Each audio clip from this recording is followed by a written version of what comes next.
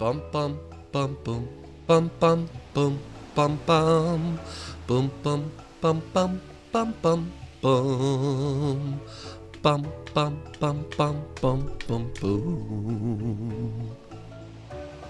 Hello. What's up, my babies? It is Wednesday. It's Wednesday, my dudes. The 15th, halfway through this big old month. This is the tax day. Welcome to my new variety, sit and relax. I'm that song and dance phenomenon, Max. Let me sing for you, do my thing for you till they give me the axe. Here's the song I'm doing, gonna fill you in on tax. Tax is that familiar melody, simple and true. Hum it if you've earned $1 or $2. Bucks are being spent by the government for the shit that they do. Anyone who's earned a living pays more than a few.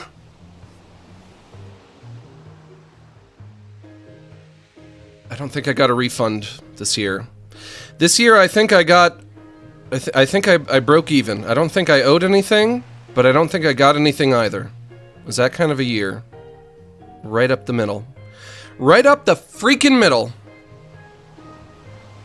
Is that a win? Well, it's not an L. It's not a loss. Right? Maybe I should be thankful. What do you guys think?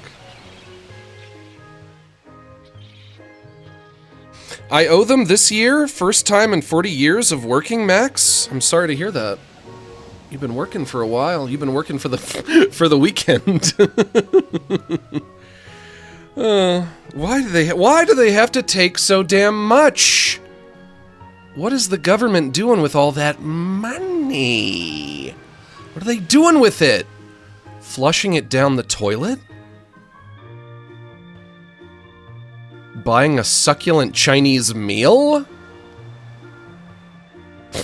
That's, I guess. I really don't know. War? Yeah. War. I've always thought, when you do your taxes, I think you should get like a little kind of...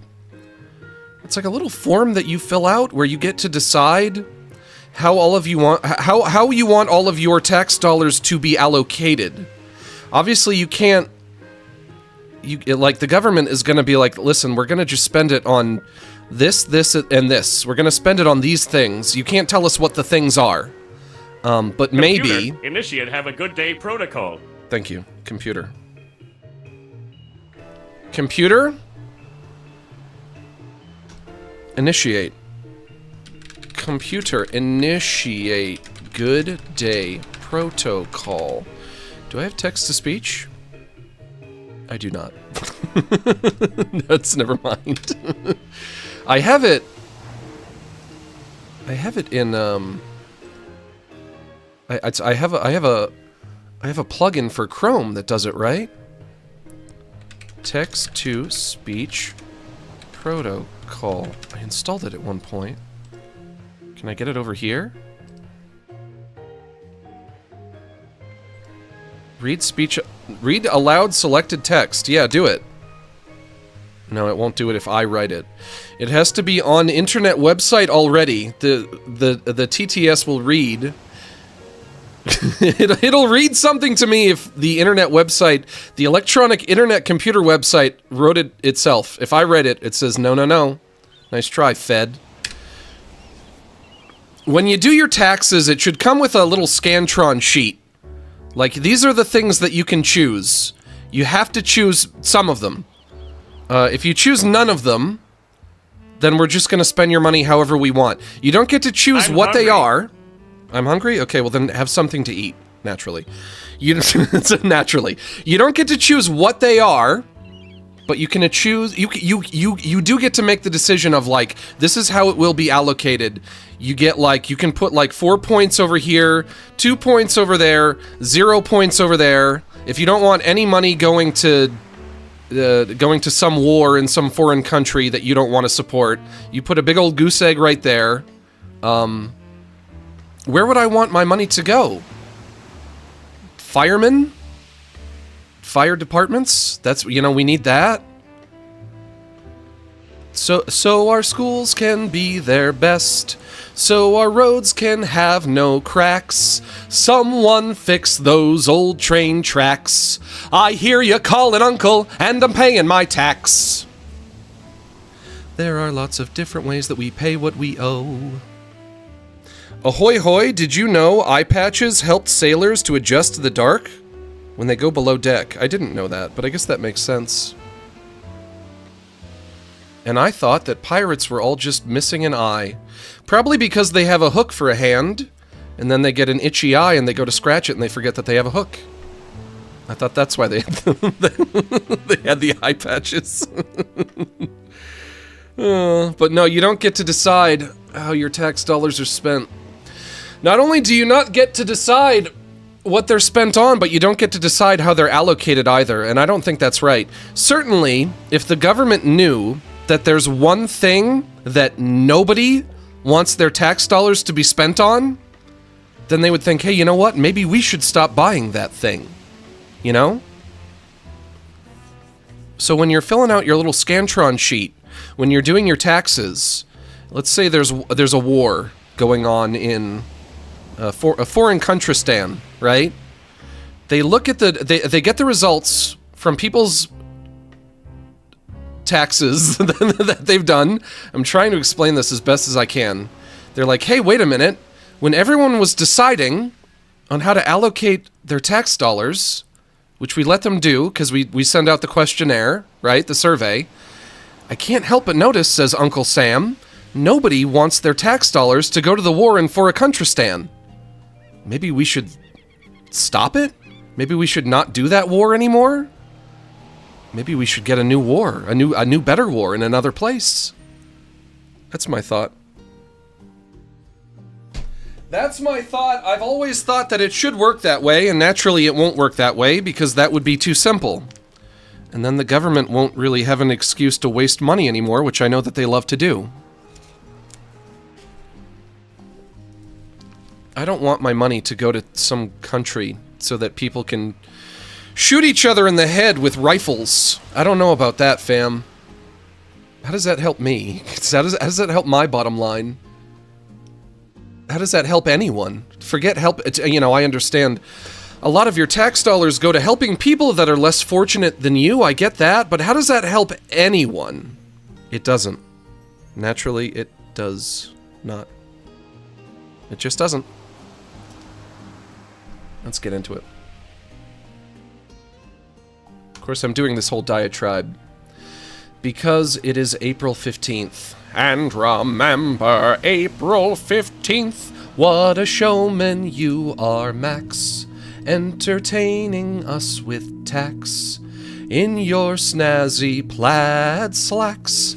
These slacks are for my business. I'll tell you, I'll deduct them. Everybody, please bow your heads and clasp your hands. You don't have to close your eyes, but if you feel it helps, go for it. Dear Relaxus, please help to relax us. Help us to sit back, unwind, unstress, decompress, breathe easy, hang loose, cool off, loosen up, and simmer down. Please bless us with mellow moods and chill vibes as we hang out, shoot the shit, and just straight kick it. Give us the strength to ignore politics, drama, and the tragedies of our modern world, and it's like the war in Forakhuntristan. Yeah, that war. And, and grant us the serenity to forgive those on social media who post things that make us triggered, upset, and emotionally compromised. And as always, help me to wish harmony to those who wish harm on me. Amen. Let's finish off our prayer by doing some square breathing. This is when you inhale and outhale at similar intervals. And yes, I know, I just said outhale. We're going to breathe in through our nose and out through our mouth, and we're going to do a count of 8. If you can't breathe through your nose, using your mouth is fine too.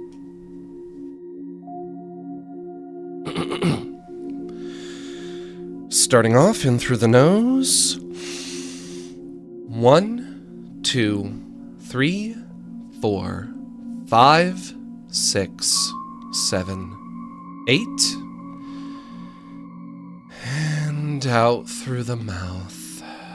1, 2, 3, 4, 5, 6, 7, 8.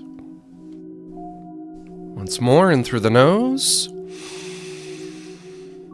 1, 2, 3, 4, 5, 6, 7, 8.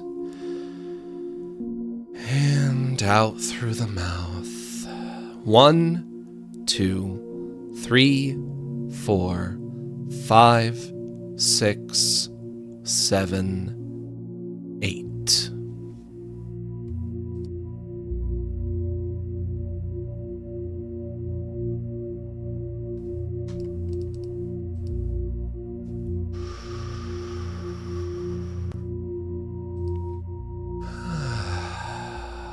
Much better. Analog horror is back, baby. I haven't done this in forever. When was the last time we even did this? The reason I'm doing it right now, let me move that over a little bit more. Right there, perfect. The reason I wanted to do this again was because Wendigoon made a video also go to the folks about... who just don't feel like working, God bless him. What? Taxes also go to the folks who just don't feel... Yeah, thank you, Ned Flanders. When I was a kid, I was like, that can't possibly be true, can it? That's not real. What's Ned Flanders talking about? The people who just don't feel like working, God bless them? But no, I think that is real. Yeah, Wendigoon made a video about Oakburn Opus, which is a funny name. And he seemed to be, you know, over the moon about loving this one. And I was like, you know what? Maybe instead of sitting here and watching a video essay about something I've never seen, what if I just seen it? What if I just do the seeing? And then I can make up my own mind. Here's what I have. Also, I have to turn my audio up to... We'll try -6. Here's what I have to choose from. We have and you know, we can get to all of them, but we'll figure out what's first. Oakburn Opus, Part 1. You can watch Oakburn Opus. I also have Gemini Home Entertainment, which I can't believe I haven't seen up until now, but according to Cord, I've never watched this one. We've never checked out this one. Gemini Home Entertainment. I think this is like a crazy popular one. And last but definitely not least, we have Dexter the Dog. Also another kind of wonky game. And over here I got my notes. I can take notes, and then after I watch each one, maybe I can give it a rating on a scale of 1 to 10. What do you guys want to check out first? What are you guys thinking? I want the dog. We got one for the dog. I like this dog. I don't know what's scary. What could ever possibly be scary about a dog? Gemini is the OG, cute dog. What the dog doing? Can you play Roblox Grace on another stream? Well, I'm going to be playing more Dandy on Friday. You guys are all saying dog. I guess we're going to have to go with the damn dog.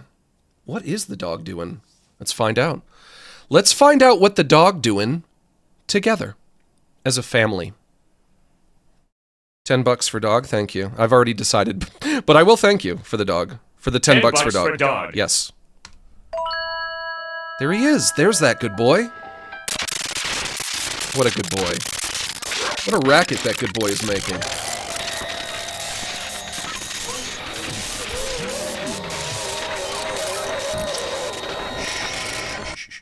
Oh.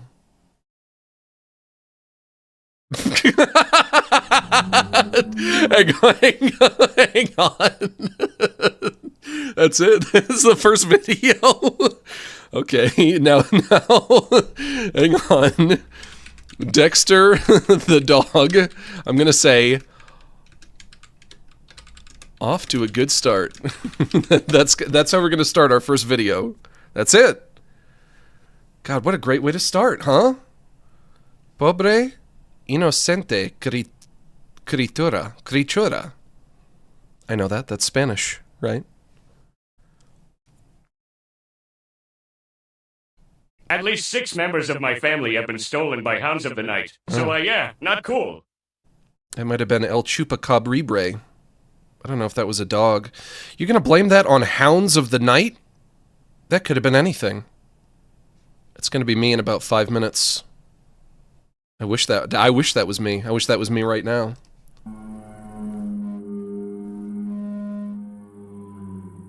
Pero este el camino correcto. El camino de la criatura? Dexter. Hey boy, what up? Scariest first episode to an analog horror I've ever seen. Yeah, no kidding. What was that, like 7 seconds? Can I watch this without knowing Spanish? I didn't know this was in Spanish. Guys, I can't really read Spanish. Uh-oh. Unforeseen consequences. Yeah. I didn't plan for this. Spanish. Can't read it. We'll translate it for you? You can't. I can't possibly expect you to do that. It's going to be a lot, though, isn't it? Maybe I could just translate it all on the fly. Pobre inocente criatura. Poor innocent creature, right? Poor innocent creature. That's got to be it.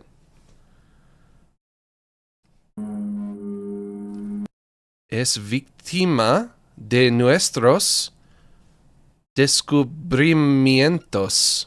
The victim of... Nuestros might be new. New discrimination?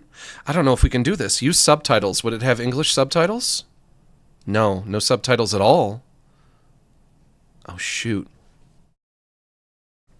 The victim of many discriminations. What did I say? New discriminations? Okay, so I got it mostly right except for the word new. I really wanted to watch this.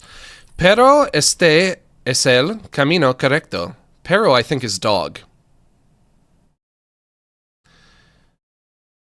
Correcto is probably correct. Other languages seem exhausting to speak? Well, it depends on how natively you speak it. However, this is the correct path. Yeah? Dog is pero, 2 R's. Oh, okay. Maybe this can be me learning Spanish then. I really wanted to watch this. I don't want to... It's not going to be enjoyable if I can't understand it. El camino de la ciencia. I also can't really be constantly starting it and stopping it. El camino de la ciencia. Yeah, I have no idea. I got nothing. Would you play SCP Containment Breach on stream? I did, but it was kind of miserable. I didn't do very well. That was not a great stream that night. I tried. I gave it the old college try. I didn't have the best time with it. The dog is creepy. Escapo de los laboratorios. Yeah? It escaped from a laboratory. Escapo de los laboratorios. The dog escaped from a laboratory. Max, put on a sombrero now? I guess I can just watch it and not really understand it, but... Look at that creepy thing. I can enjoy the creepiness of that thing. Court. My mod. Court. Court, my beautiful, precious mod. You did not tell me. This was in Spanish. I'm watching this because of you. Because of you. Dexter El Perro. You did not tell me it was called Dexter El Perro. You told me it was called Dexter the Dog. Oh, he's having cereal. Oh, this is great. Hey man, what's up? You gonna share that?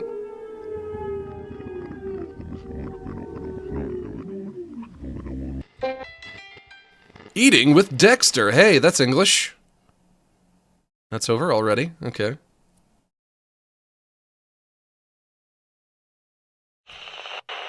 Meanwhile, on Telemundo.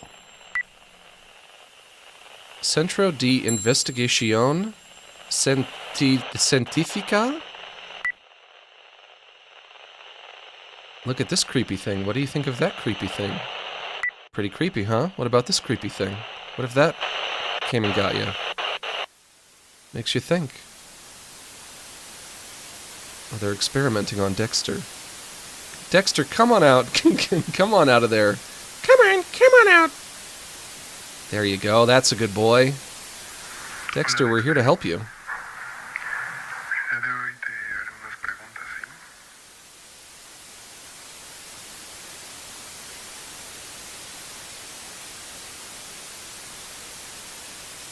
Yep. Food for Dexter. Oh, you made a mess. Let me get you a napkin.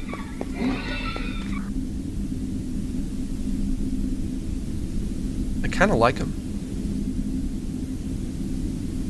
Spread eagle. This is how you cut them up for meat. All the lines, yeah. I found an English... Is there really an English version? Somebody in the chat just said, I found an English version. Is that real? Could that be real? I would love to watch this in English if I could, naturally. Maybe I can switch to a different one. If you found the English version, you can send it... Maybe you can send it to Court, and then she can send it to me while I'm watching a different one? So, like, for now, we switch over to either Gemini Home Entertainment or Oakburn Opus. Let me tell you, Wendigoon went crazy for this one. Do we want to switch to this one? Hopefully this will be in a language that I know. Oakburn Opus. Okay, we're switching over to this one. If you guys can figure that out and you can send it to Court, she can DM it to me. If not, then, you know, it'll just be one less that we're going to do today, but that should be fine. That's okay. Oakburn Opus. Oakburn Opus. Starting now. Oh, it's a lake. 1997.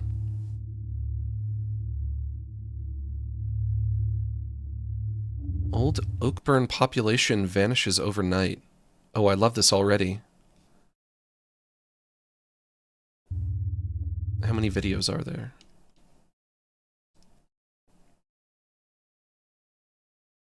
There are 5.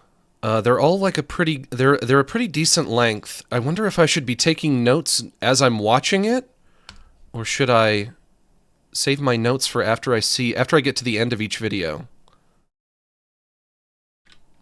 1997. Oakburn. Hold on. Oakburn population. You want me to say vanish and not disappear? You got it. Vanishes overnight.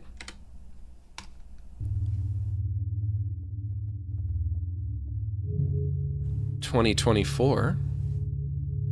Classified information from the Oakburn case is leaked by anonymous sources. There used to be a show called the 4400. Or the 2200? No, the 4400. A new light is shed on the case, which branches into countless theories, hypotheses, and discussions. The forest is blue. The following images are based on the manuscript's findings belonging to an anonymous inhabitant and a restored cassette tape depicting the phenomena.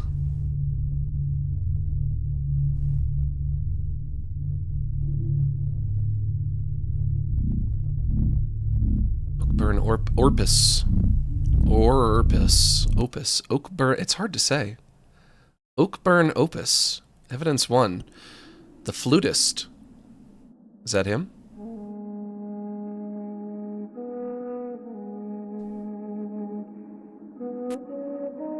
Oh, that's beautiful.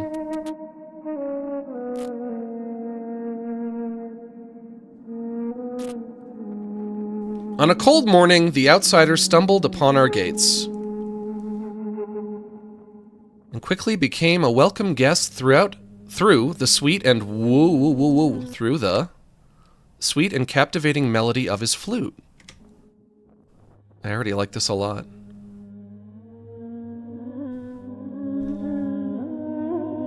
My people brought him into our village, a secluded place west of the Litosavik Mountains? Itosavik Mountains. provided the flutist food, water, and shelter. And he provided us music. In return, the man continued to enchant our people with the tunes of the winds. Was it Squidward? No, he plays the clarinet. Never mind.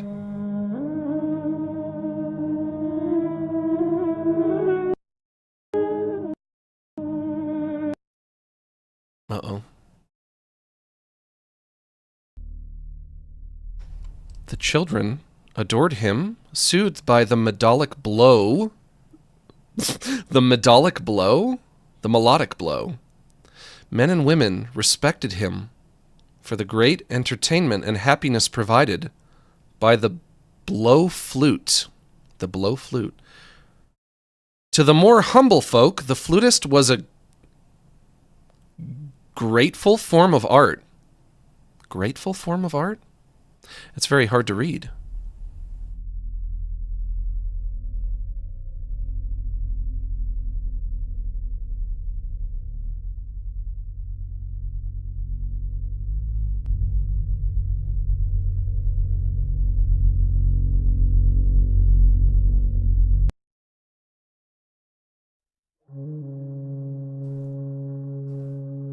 There's something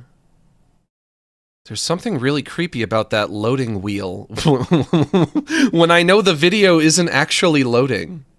There's something unsettling about that. I don't trust it. I don't trust like that. Don't creep me out.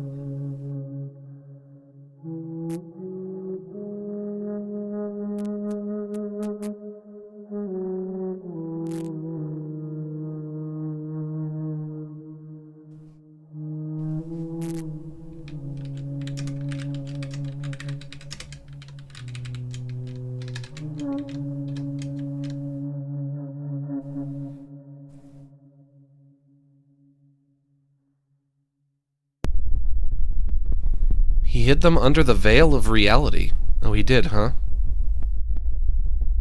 Impossible to breathe beyond existence.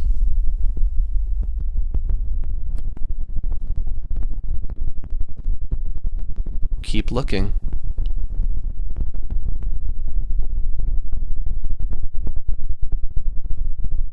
Do not follow the melody. The Pied Piper?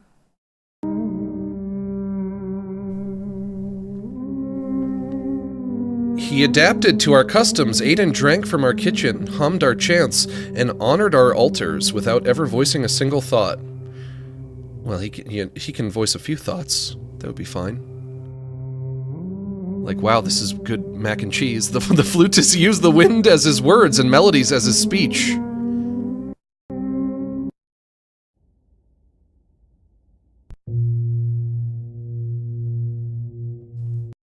That I don't know if I can read.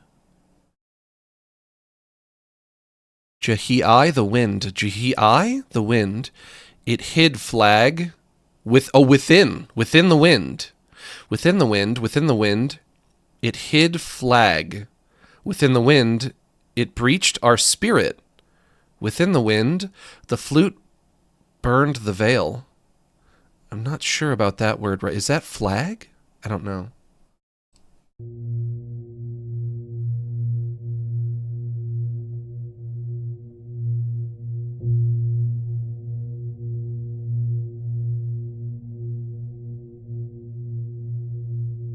Evidence 1. Handwritten records, author unknown.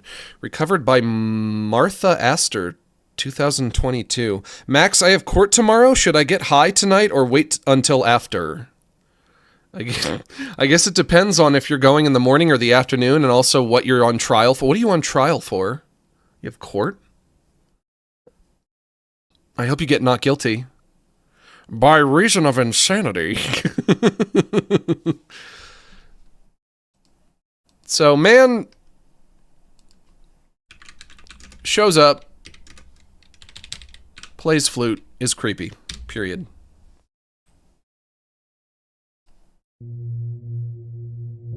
Just generally creepy. Didn't say anything. Had nothing to say. Evidence 2. Not much to say. Quiet guy.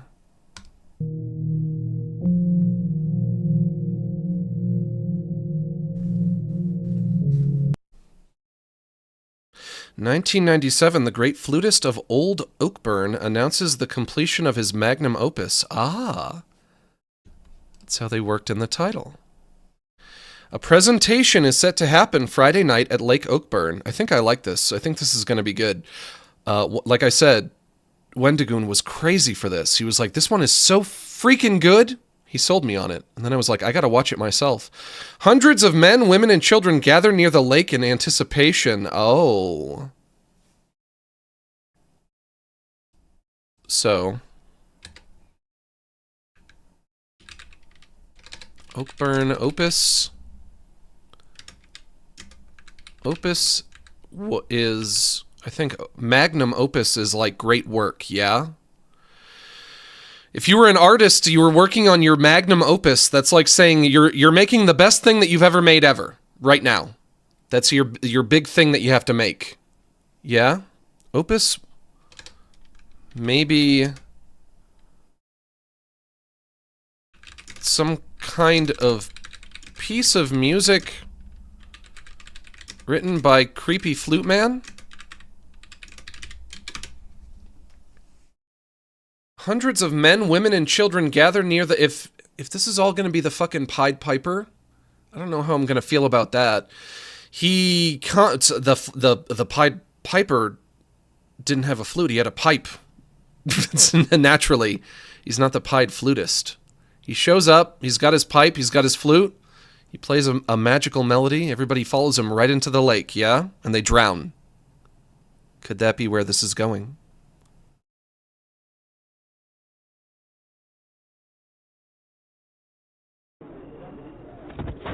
Oh, this is it. Audio of Oakburn's magnum opus, recovered by Martha Astor.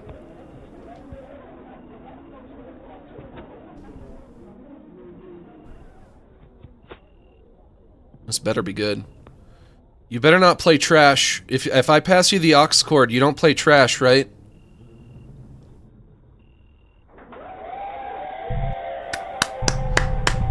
Woo! Yeah! Play it, you creepy flute man! Come on!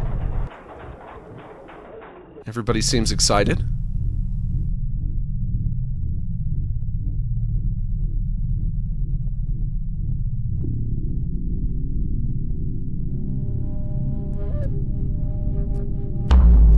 Identify. Or identity? Interpret. Hang on. Is that identify?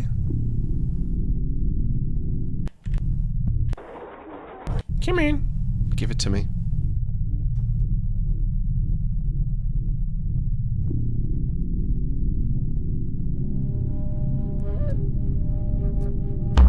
Identify. I was right. Interpret. Follow. Carly. The music. Shut up.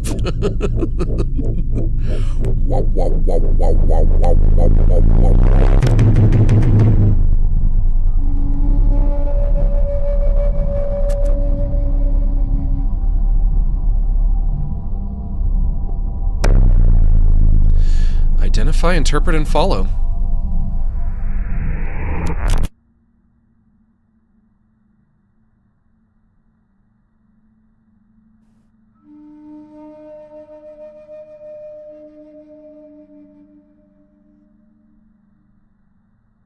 Don't jump me. Don't fucking jump. Don't you freaking jump me.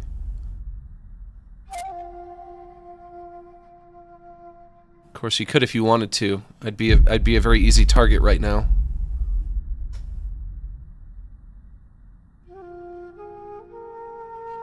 Max, you're so funny. You the birthday clown? I don't know about that, fam. I have to be the birthday clown? I don't want to be the damn birthday clown. Flute Man's opus might be the reason everyone vanished. Maybe. The birthday... Well, I have said I'm just a clown in a cage to you people. I have said that. That's me, alright.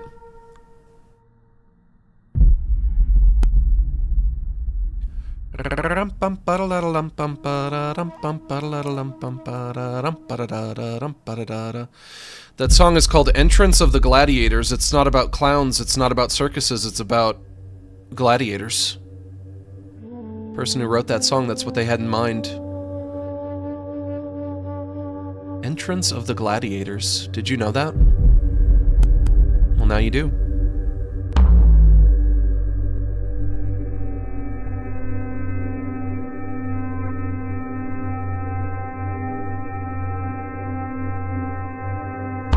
There he is. Oh, that's so cool. Oh, what a great shot. Oh, I love that.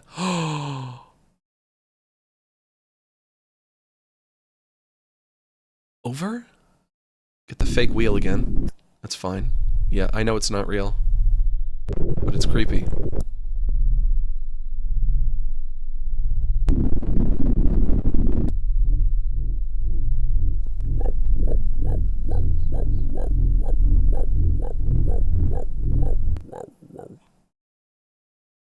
Don't jump me. Don't.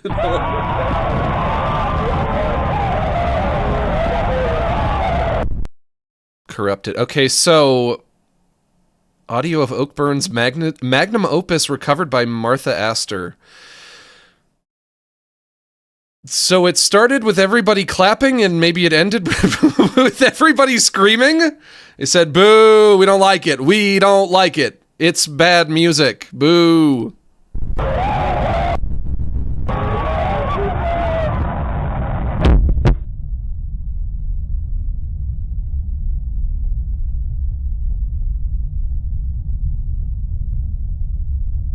Imagine going into the Colosseum. You've worked your butt off and killed so many opponents.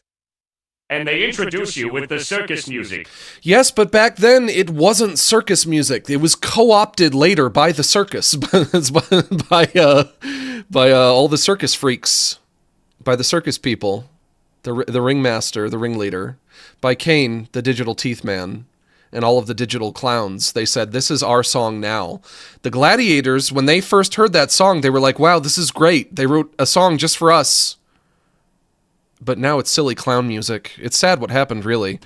But, you know, doesn't seem like the concert went well, to say the least.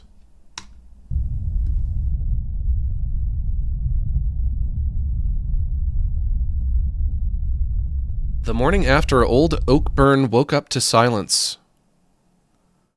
Was the name of the city Old Oakburn? That's creepy. I don't like that. But I do actually like it because I like creepy things. 1,043 inhabitants disappeared overnight. Wasn't there a show called the 4400? Yeah, the 4400 television series.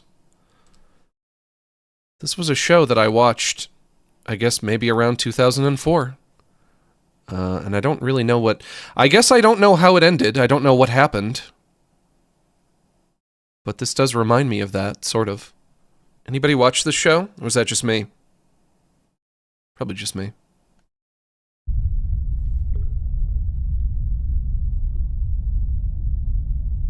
After quick and inconclusive investigations, little evidence was found. The existence and whereabouts of the flutist remained an unanswered enigma.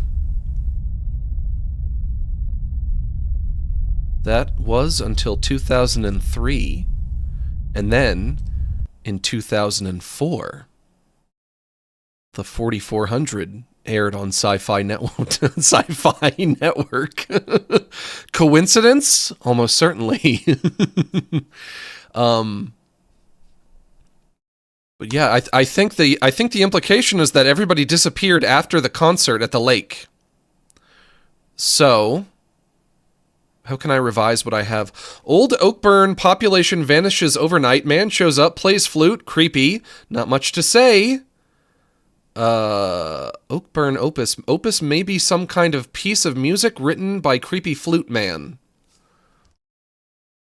How about flute man invites everyone to hear his magnum opus at the lake.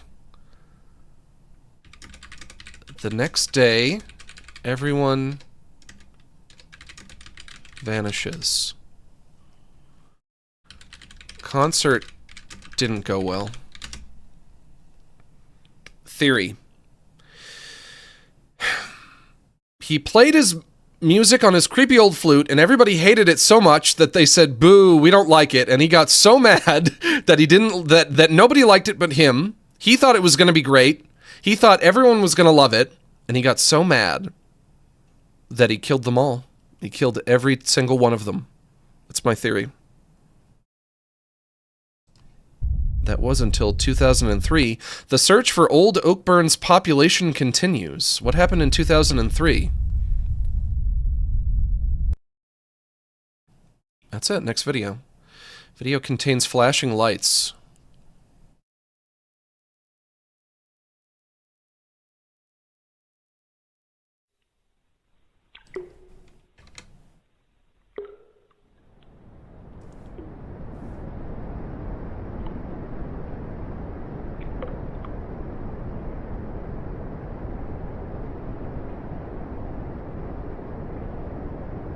(2003). 25 miles from Lake Oakburn, the Lebedev residence. Lebedev?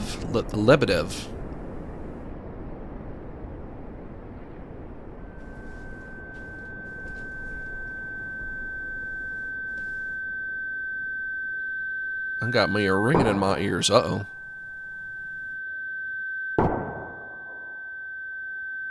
All I want to do is bang, bang, bang, bang, click, ka-ching, and take your money. I stood upon their blood. I stood upon the weapon. I stood before the flute. And the drowned city arose beneath my feet.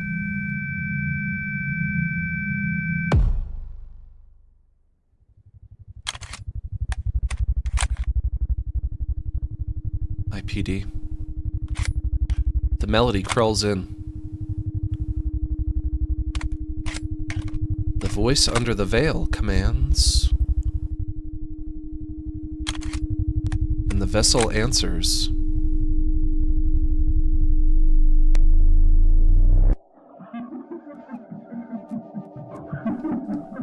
The Lebeder?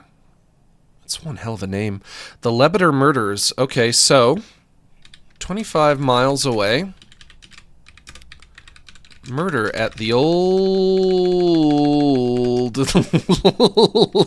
Lebeder house. Lebeder farm. I'll say farm. It's kind of a farm. A farmhouse. What stands before you, Detective Astor, is not a person.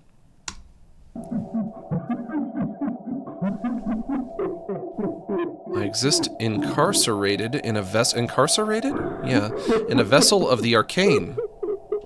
I will entertain your feeble sense of justice. I will share you my tale. Let's hope it's a shark tale. He knows well his wicked ways, with Jack Black and Will Smith.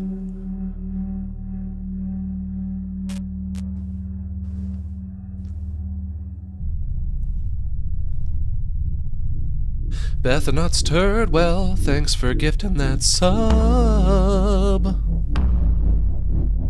God, I love the aesthetic of this. That looks great. That's so great.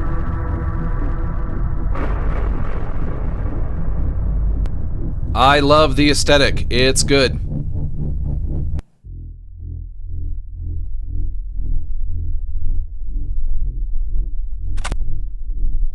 Call is made to the Ito Civic Police Department from the Lebedev household.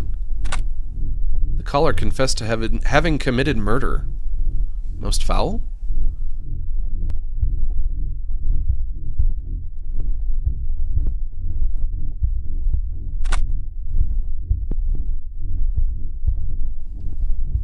Jackson and Oliver Lebedev were dead, their bodies aligned in the dark room. Like dark room... Like a room, not like just a room that's dark, but like a room that you would develop film inside of. Victims were Jackson and Oliver. Murderer confessed to the police himself. Themselves. Could be a woman. Could be anyone.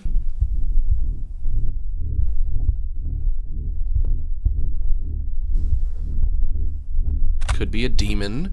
The Lebedev brothers, naturalist photographers of Idosavik, search to capture the empty landscape of the mountains.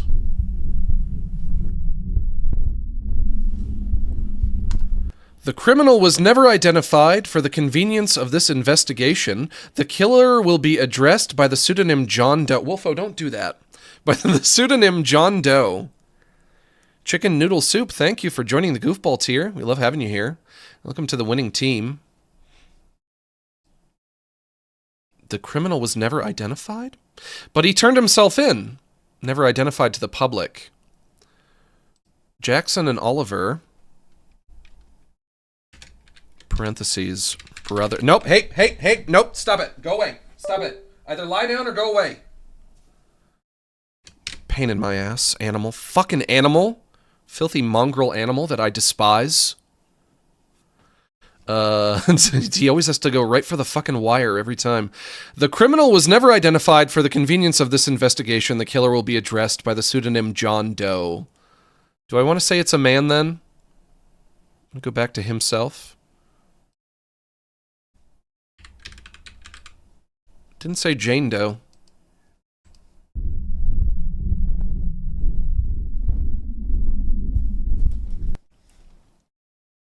Evidence 3.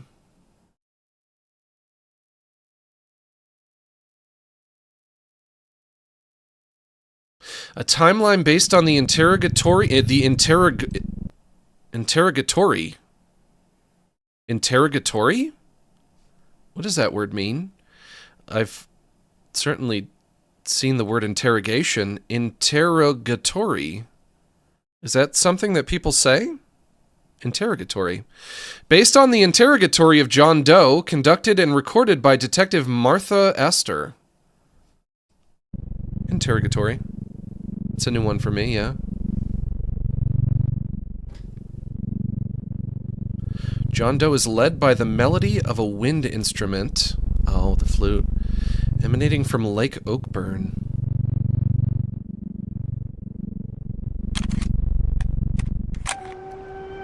I didn't want to kill him. I had no choice. The flute told me to do it. I heard that beautiful flute music. It told me I had to kill him. I had to kill him. I heard that. I heard that flute. All right, pal. Tell it to the judge. That don't hold up in court. When you get to court, you can't say, I had no choice. The dang flute told me to kill him. I had to do it. I had to do it.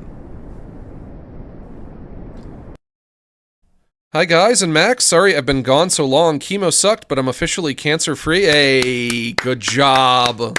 That's what we like to hear. I don't remember you. I don't remember what whatever cancer you had, I don't remember. I'm sorry. Also, Max, what should I make in Blender? Strawberry smoothie. That's the kind of thing I usually make in a blender. I'm sorry I don't remember if you told me that you were sick before, but I am glad that you are cancer-free now. That's good. That's got to be some great news, right? Great news for you, great news for everybody. I say. Dang old flute told him to do it, man. John Doe. From the very first moment the flute touched my mind, I was sure to have been struck by something otherworldly, roaming the depths of the lake. Like I said, that don't hold up in court. Near the lake, John Doe encounters a monolith on the surface of the smooth rock. A symbol was carved, a circle and 9 triangles.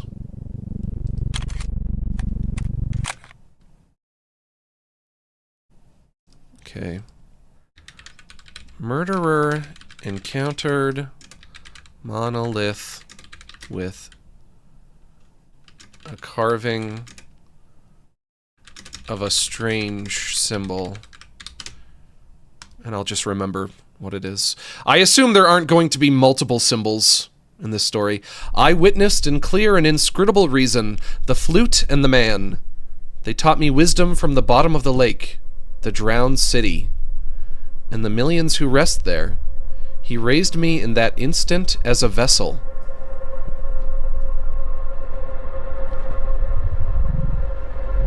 And there it is, the symbol. I see now. The emblem etched upon the rock, the beautifully profane assortment of a circle and 9 triangles, suddenly gleamed in a crimson hue, or as Chucky Finster would say, fryangles. The song wove a web, his desire in an instant made clear. In the flute, I discerned the will of expansion, which I was to provide. After the encounter, John wanders the mountain for 5 days, allegedly in a deranged state of mind. I'm gonna update this slightly. Not the dang flute made the dang old flute, but the dang old flute man. Not told him, but made him do it. Made him do it, man. John Doe meets the fluteman. Yeah. He becomes kind of zombified by the flute music. Wanders around for 5 days in a fugue state. Then he goes to the home of Jackson and Oliver and kills them for fun. Why he do it? Well, I did it for fun. And I'd do it again.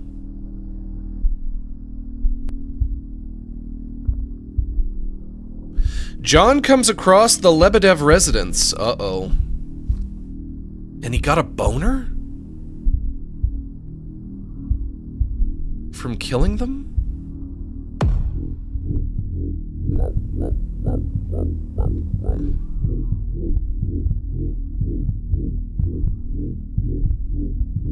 Execution.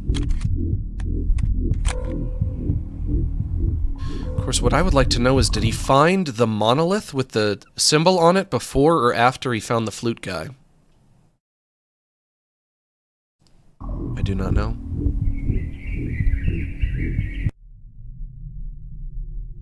It is common for many inhabitants of remote areas and hidden places to forget their front doors unlocked. A naive custom, often conditioned by the emptiness surrounding it.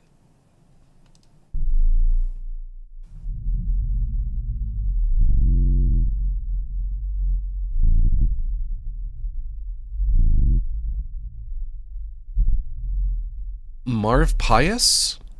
Do I read this bottom to top or top to bottom? Probably top to bottom, yeah.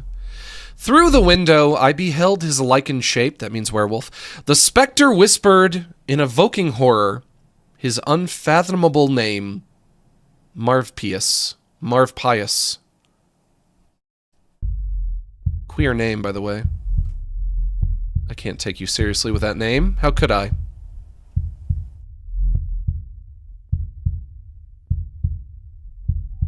A name in the melody. Marv Pias. I wonder if that's the name of the flute man. Could it be? And from the profane blade touched by Marv Pias's fangs, I cut their eyes open in the dark room.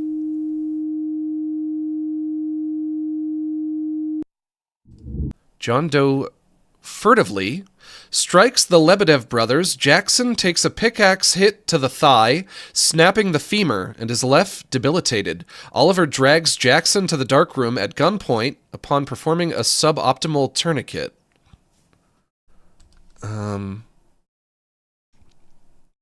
Flute man may be named... What was it? Marv Pias? Marv Pias. That might be the name of the fluteman.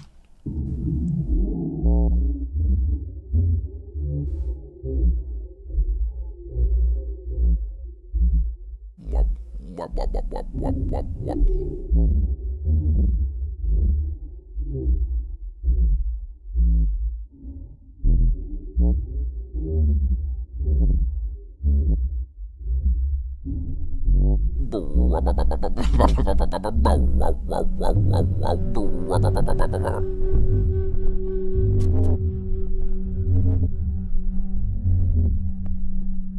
out, Jackson. Look out, Oliver.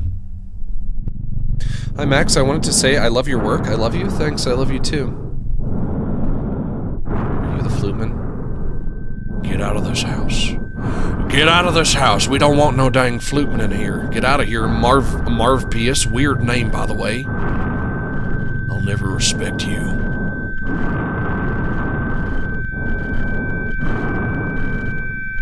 Ow, my fucking ear.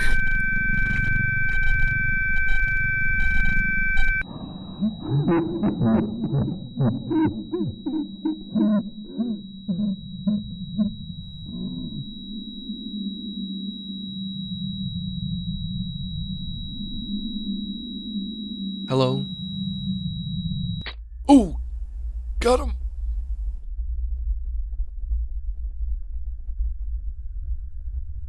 Thanks for standing still, Wanka.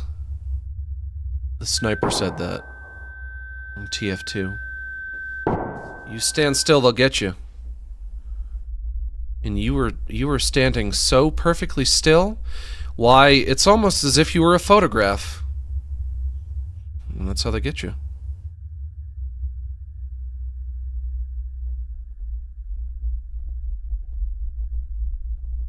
Of course, I literally just said, we're only gonna get, we're only gonna get one symbol. What difference does it make? They're not gonna introduce multiple symbols. Why would I describe the one that they described to me first? They're not gonna introduce another, here we go. Here's another symbol introduced. We had a circle with 9 triangles. Now we got a triangle with 9 circles. What's next? A square? Shut up.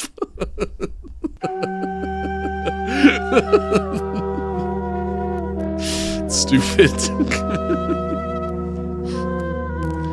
Oh, Martha, the sole reason I stand before you, narrating my tale, contributing to your futile pursuit of a comprehensible truth, is to convey you his message. What's next, a square? He calls you to the lake, your good friend beneath the veil. Visit the drowned city.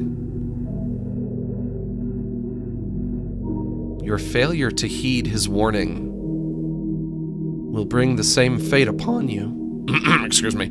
And the few living folks you love, you will drown too.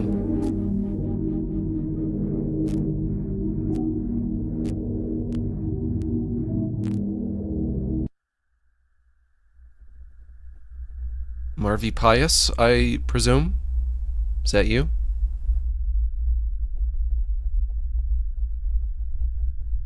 Uncle Leo?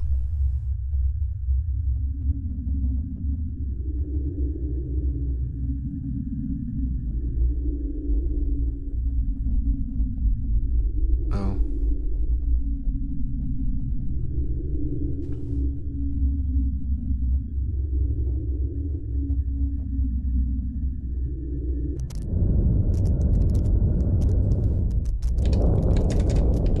May be a city at the bottom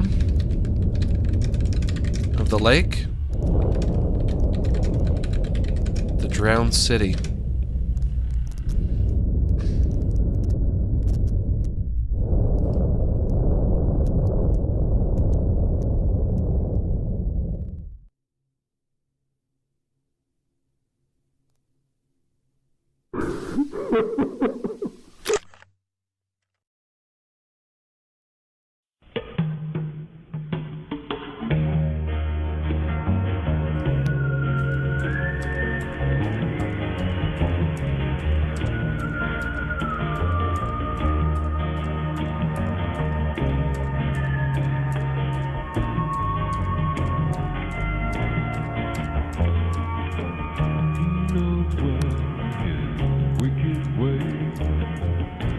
Was Goofball responsible for any historical events? Yeah, the sack of Carthage. He did that. In defiance of John's alleged method of murder, the bodies of Jackson and Oliver were found in contradictory conditions. Agents at the scene first observed vascular marbling, skin discoloration, and bloating in the penis? What did you say? No, that was me. That was the detective. Bloating in both bodies.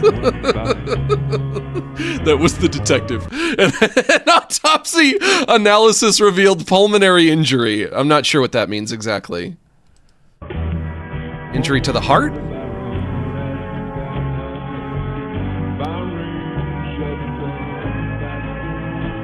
Insinuating that drowning was the cause of death. Okay, that's something. That's got to be big. Autopsy says Jackson and Oliver drowned somehow. Of course, that would all tie back to the lake and the drowned city. Concept of there being a drowned city at the bottom of the lake, underneath the lake somehow. There's a city down there. Or maybe that's just where all of the victims go. He puts them in the lake. He sends them to the bottom of the lake, yeah? That could be it. You don't know. Oh, you think you know. You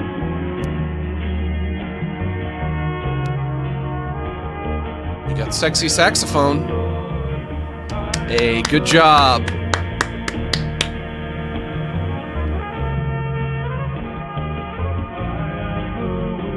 Created by Red Diamond. Good job, Red Diamond. I like it. The search for old Oakburn's population continues. Next time on Dragon Ball Z. Oh, it does, huh? It better be good.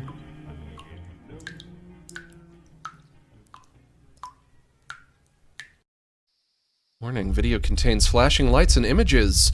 Viewer discretion is advised. Part 3, let's do it.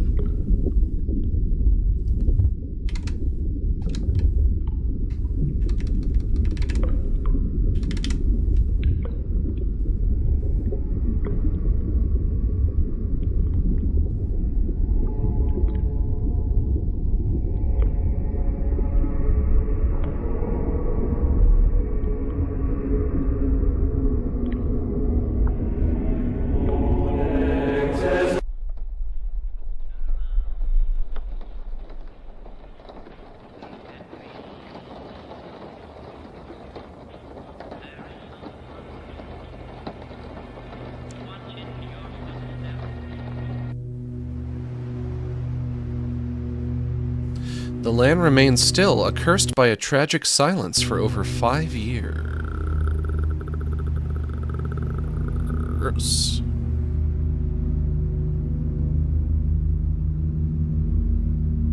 That's beautiful. I want to be there. Old Oakburn, a village hidden between barren mountains and white woods. In its heart, the depths of the lake.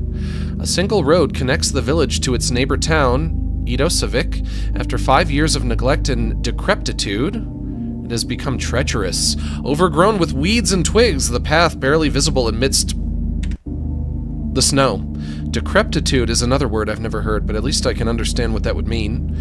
I'm here now. I am home. Today, into those dark depths I must venture, and behold my secret, the very root of my curse. Decrepitude. These waters go much deeper. A lot of the scenery reminds me of where I grew up, in Massachusetts. It's a very beautiful place.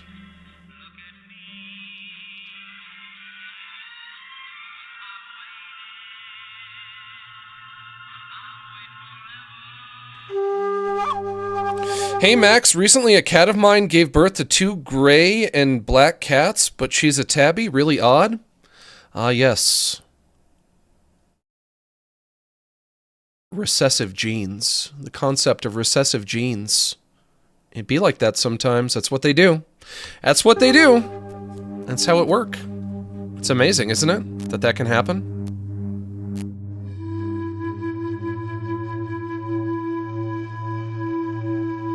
Of course, if you had one cat that was a tabby, if you had like two kittens and one was a tabby and the other one was a gray, then the tabby you could call Solid Snake and the other cat could be Liquid Snake, getting all of the recessive genes.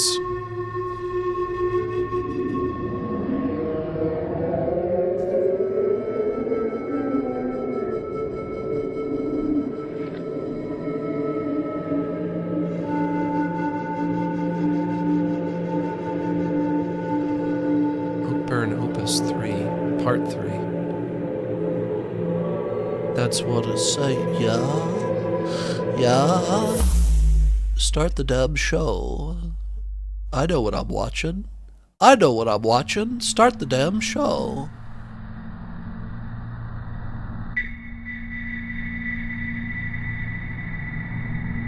In the horrible year of 2002, I was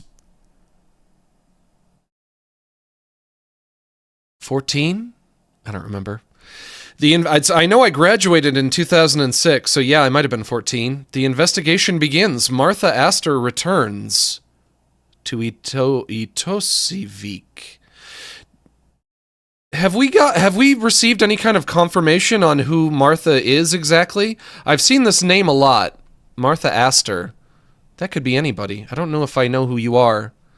You work for the FBI or something? Are you the detective trying to get to the bottom of this? Who are you, Martha?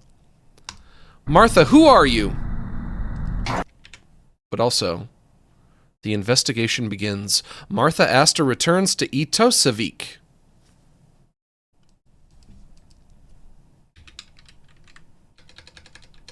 (2002).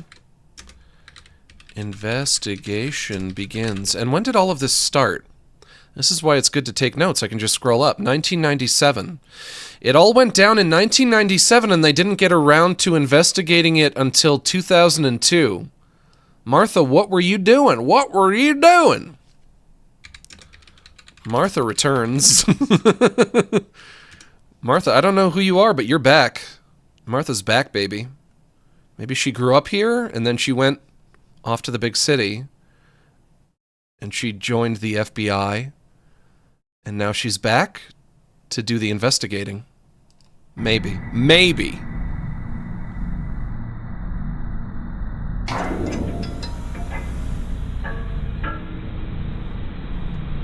For now, all the evidence collected from the 1997 phenomenon is abstract, frantic, ambiguous, and reveals the arcane nature of the case. Well, sure it does.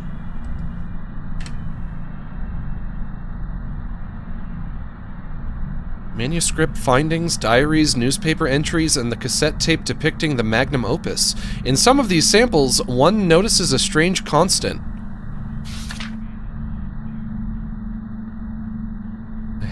I believe I have found a promising clue, a line of investigation that will lead me to the truth. Very emphatic. This guy, this motherfucker right here, perhaps condemn me to the most horrible perversity. A monolith raised in the woods that surround the lake. On its surface, etched is the oft-mentioned sigil, the sigil of Marv Pias. Okay, secondary theory. Marv Pias might not be the flute man, maybe the god slash demon that the flute man worships. The symbol on the monolith represents Marv Pias. Marv Pias, crumbly, covered in moss, and stained with moisture. The stone, however, reveals a more intriguing nature when analyzed in depth.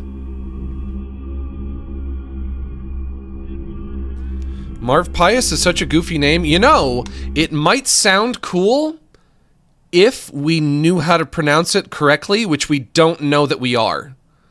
I look at that and I have no inclination in terms of how I feel like I instinctively should pronounce it. I really don't. I found it possible to deduce the monolith's true purpose. To be gay. A tombstone. Or that. A tombstone. What do you want on your tombstone? Pepperoni and cheese? Before the monolith, we are likely to find the entrance of the tomb. Maybe Marv Pias is buried there? I will be conducting a solo expedition. I here now ask the department to allow the investigation to be conducted. Hang on. Am I a slow reader or what? By me and me alone. My roots are here. Our marks share the same curse. His sepulchral depths. Another word I have no idea what that means. Marv Pias. Marv Pias. Thank you, Plankton. Plankton wanted to take a crack at it. Why not? But I have to look up that word. This word. S-E-P-U-L-C-H-R-A-L.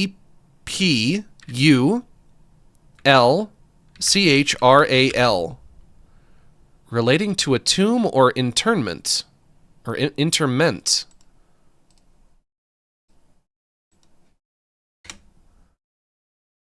Refers to tombs, burial, or is used to describe a gloomy, hollow, or funereal tone/atmosphere. Okay.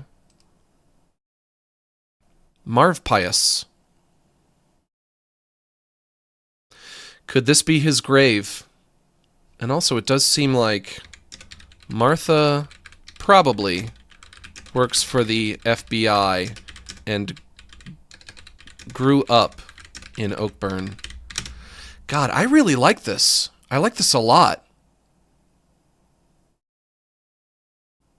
Martha probably works for the FBI and grew up in Oakburn.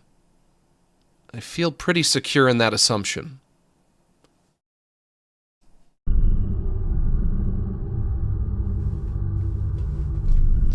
For those who may inadvertently stumble upon these discoveries, stay away. Here there are destinies greater than death. I wonder if I'm a slow reader. I think I might be. I never have enough time to read text on a screen. I can never do it quick enough. Ever, ever, ever. I've always had a problem with that.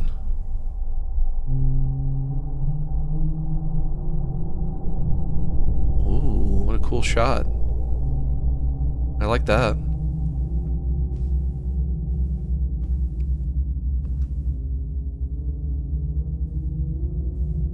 There it is.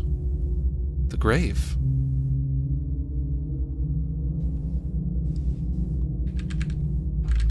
Monolith is a grave.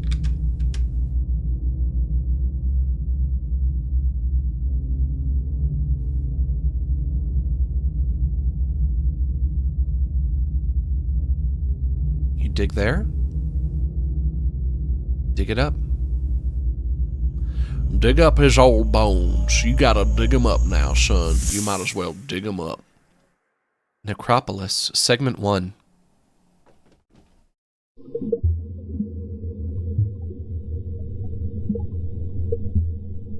Upon prying open the tomb's entrance, it revealed a vertical descent of absolute darkness, a pit that reached the depths of the earth. Into the depths of the earth, I would have said. Reached the depths. Grave equals big ol' hole in the ground. I might not be able to read fast, but at least I can type fast. I'll tell you that for free.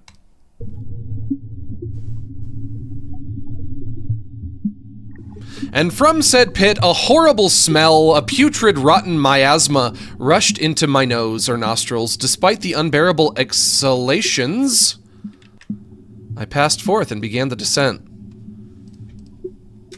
Bad stank. Martha enters. Martha go in the hole? But do Martha come out the hole? If Plucky Duck was here, he would say, Martha, go down the hole. In the 90s, we loved that shit. You have to close the door behind you. That might be unwise. It's not recommended that you do that. Martha, go down the hole.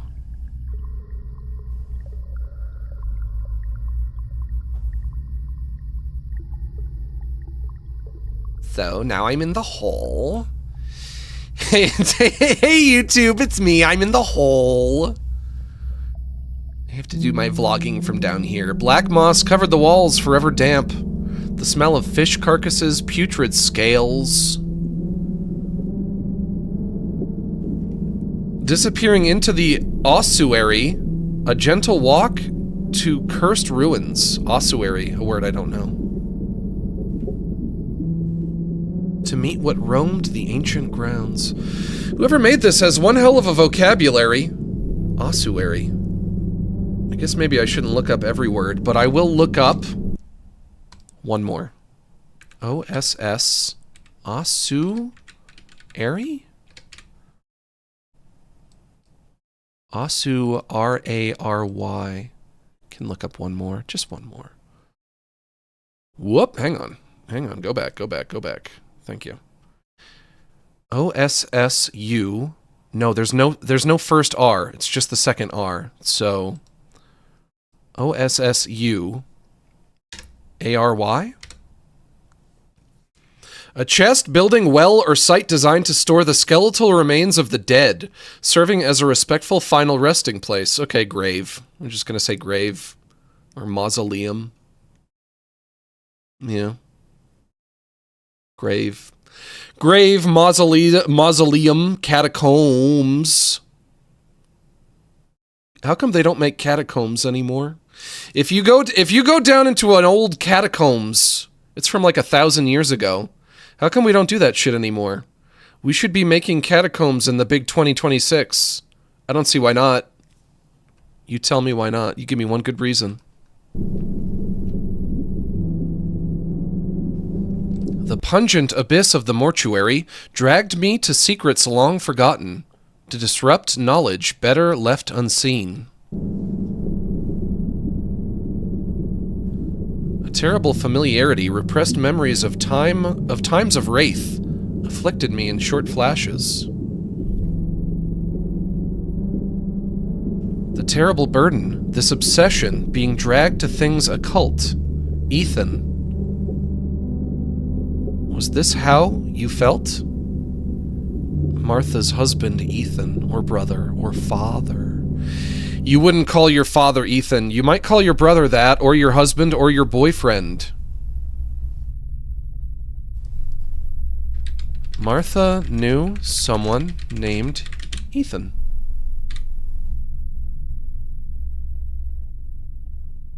Ethan Winters? I did have that thought. I had that thought as well. This is all about Resident Evil 7. Behold my necropolis! Oh, I'm sorry, I didn't know anyone was down here. Oh, I didn't know this was your necropolis. I'll see myself out. I gotta go.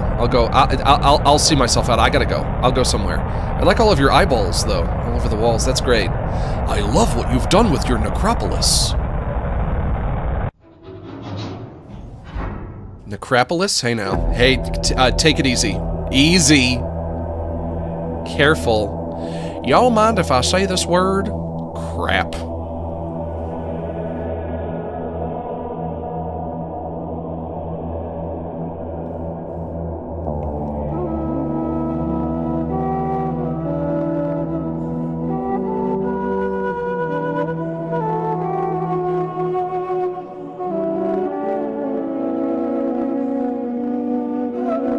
Here's a book. We found a book? The Book of Marv Pias. Marv Pias.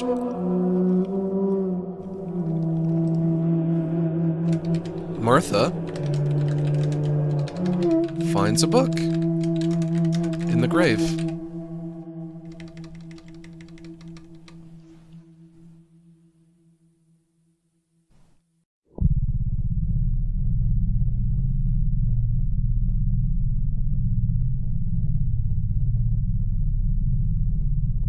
Okay, now I assume we're reading the book. Yeah?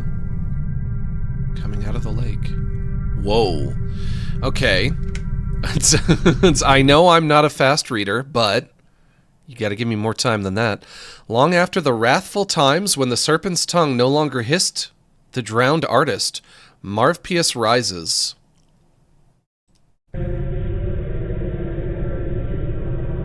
This book is boring. I want to read Captain Underpants.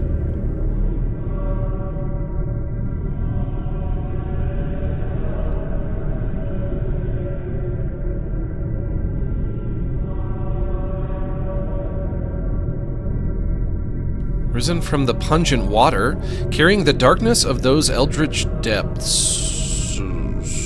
Tenebrae Aeternae. That's the Flying Dutchman? Yeah? There was a part. I guess it's kind of a spoiler, but I don't know if you guys would care. I probably have to assume that if you care about spoilers for the new SpongeBob, you've probably already seen it. It came out I think it came out before Christmas, yeah? I think I saw it before Christmas. There's a part where SpongeBob is talking to the Flying Dutchman, and SpongeBob is like, "Don't you have a dream, Mr. Dutchman?" And the Dutchman is like, he's voiced by Mark Hamill now, and he's like, "Oh, I dream of a faraway land where the sun is always shining and everything is beautiful and everyone's happy." And SpongeBob is like, "Wow, what do you call that place?" And he says, "It's called Santa Monica." And the woman, the woman sitting next to me in the theater, who was there with her children, she really, really loved that joke. I like that joke. It's great. It is a great joke. But man, she really, really loved that joke. That got a really good laugh out of her. It's called Santa Monica. A burning ember boils within the dark fire. Malignini, servant to a certain viper's sin. Dies ire, a trade, a price was paid. His kin, spared from the gloom of the lake, and now his flesh in torment land. Laid. In torment laid.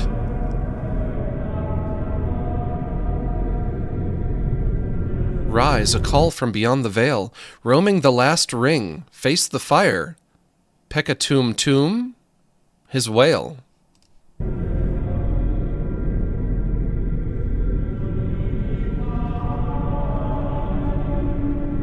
Marv Pias descended the mountain's height, forever white and glamorous, seeking the land of light. The city of snow, where once two miracles were born from divine glow. The people of the city at the florid orange sunrise were to soon regret... Oh, come on, slow down for me. Their pity. Were to soon regret their pity. Read as quick as I used to, although maybe I could never read quick, I don't remember. For the wind hid fangs, and the maw of the drowned city opened under his arcane chance. Of course, I've seen some people who read even slower than me. They have to sound out each word and everything. Like, can't you just, look at a word and know what it says? To swallow the accursed soil, roar the fire from the 9 circles, and let the water boil. I can look at a word and just read it without having to sound it out if it's a word that I know. But I also know most words by now. Probably most of them, yeah? I know a lot of them, I would say. So when I see the word water... that's definitely a word I'm familiar with, so I don't have to sound out that word, naturally.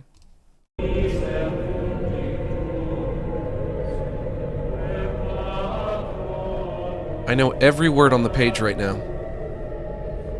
But if I see a word I don't know, it might trip me up. It might trip me up if I don't know it. I'll have to sound it out. He will drown them, add tenebrae into the drowned city. Well, naturally. Where else would they go? The gloom of the lake, the forever breathing necropolis.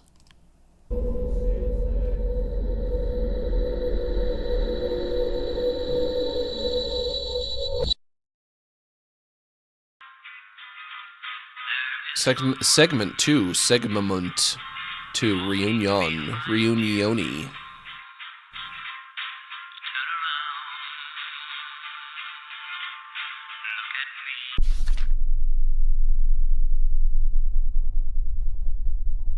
That's what I just read. But written again.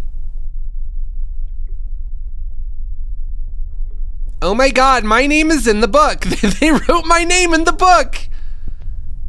Will you behold me? Yeah, I'll behold you. Will you behold me? Let's both behold each other. Turn to me. And then I turn around and he's behind me. How shalt hear T? No, thou. That's a thou. There's no space there. Thou shalt hear the serpent utter through thy brother's mouth. Ethan. The brother Ethan. Ethan is my brother. I have a brother. Talking about Ethan. Of course, that was my assumption anyway. I don't know if it's definitely him.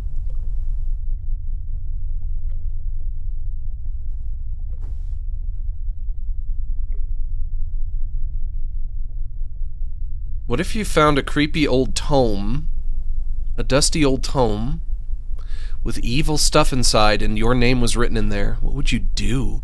What would you do? What would you say? Would you pee your pants? I would. I would pee my pants. I'd have to.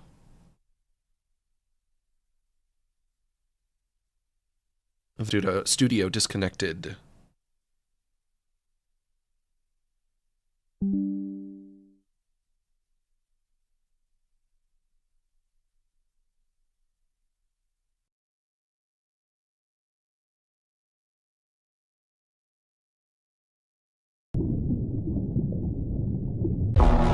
Whoa. Blah.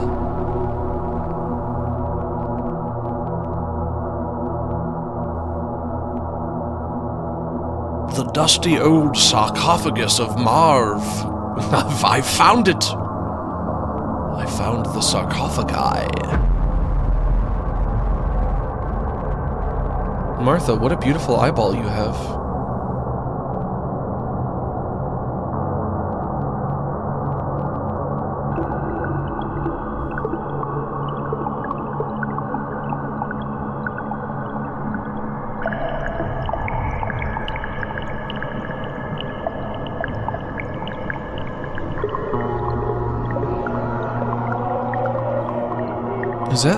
Is that like a person with a fish head? Is this my character Fishworth? A human body, but a fish for a head? Is this what Martha found? In the catacombs? I guess I might say that something that I struggle with the analog horror in general is I don't know what's meant to be literal and I don't know what's meant to be abstract.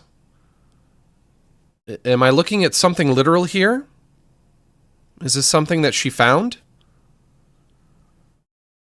Or is it just like a piece of evocative imagery? It could be that.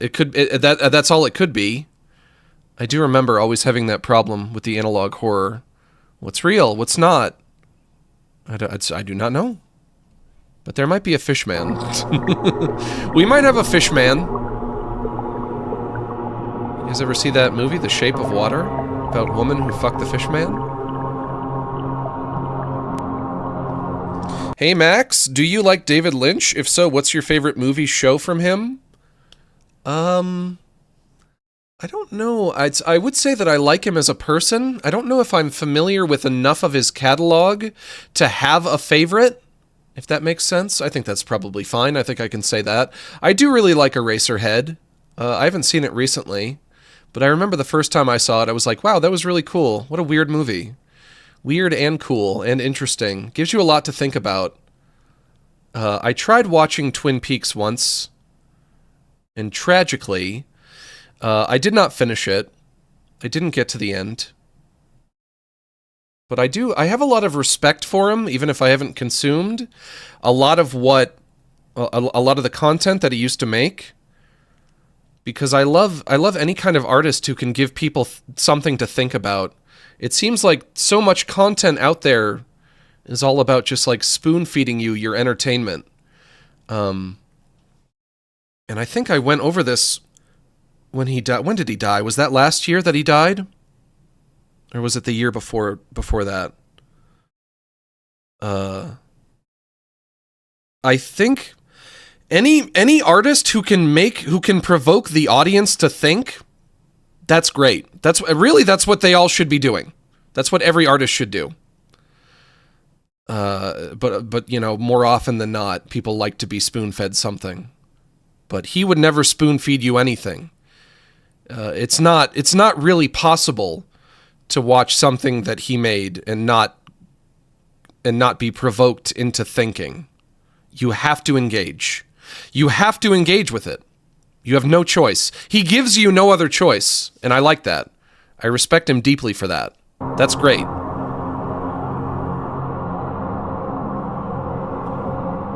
Entrapped within my shadow. And here you are, entrapped within my shadow. He died in 2025 in January? Okay, so yeah, it's a little over a year ago. Fear not, contain your shivers, for there are horrors beyond my rot. Oh, what a relief. Our bane, our sigils, our blood and roots are shared. An eternal bond. Shall us recall those times? I think us shall. Or have you grown to abhor our very nature? Like earth itself. Those wraithful days, as I hold your lifeless corpse, when in that lake I communed with beings far beyond. I contested death itself, and welcomed a vile force to bathe this land in blasphemy. Damned me to those depths, to choke for aeons. A fragmented form, rotten, I reside within.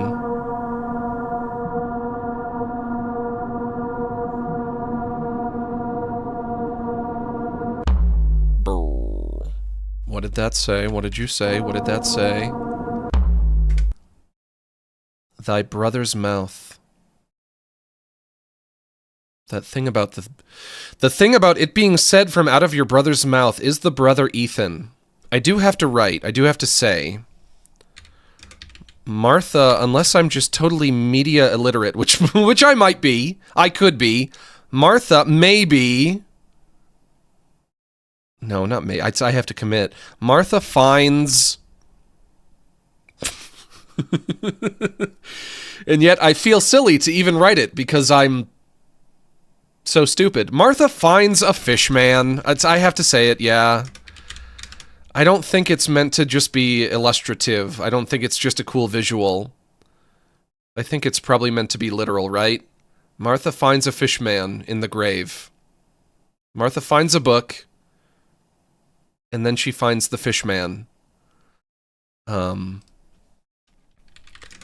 fish man might be Marv Pias. What do you guys think? Do you guys think the fish man is real? Do you think that's something that Martha literally found in the catacombs? Is it literal or not?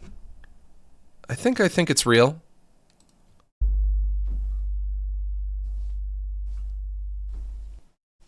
Something's gotta be real. Can't all be fake. And my dead throat shall cast upon this earth the fires of 9 circles, to the land that plunged me into darkest pits, to blazing marble, to the drowned city so below, and those who skinned the lungs of mine will scream into the void. For eons far beyond. I swear, sometimes I see eon spelled without the A, just E-O-N. The name of that beast, the beast that sung.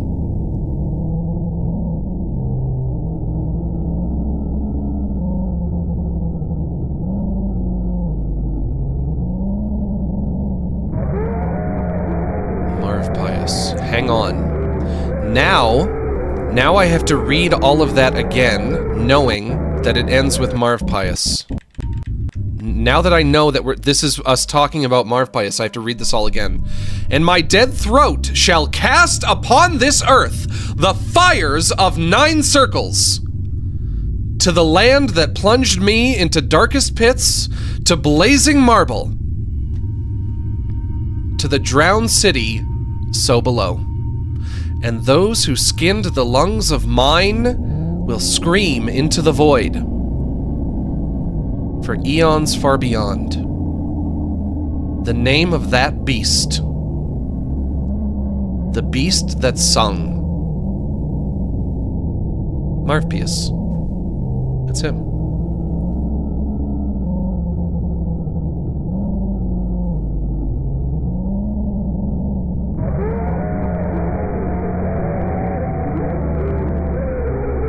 Weird.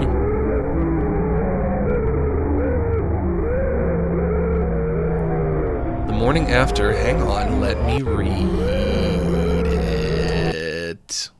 Oh, I already know this.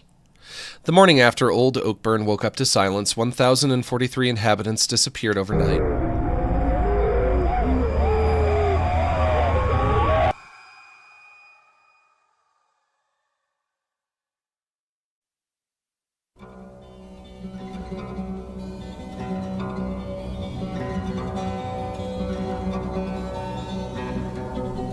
Whoa, hang on. That's her ID card?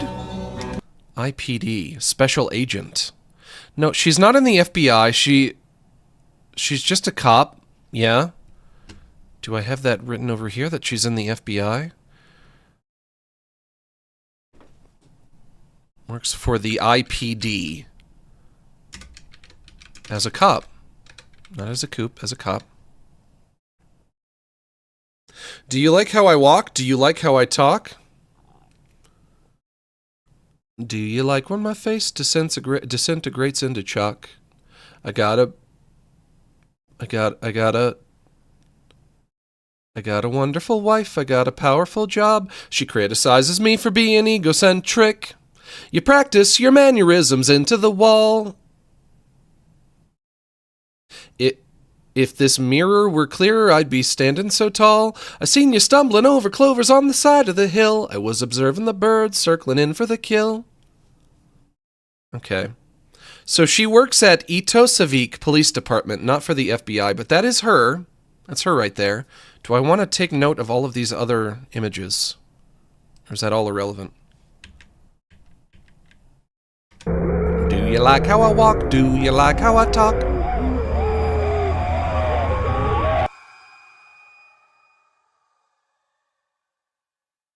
Do you like when my face gets all up in your face? Martha Ludolph.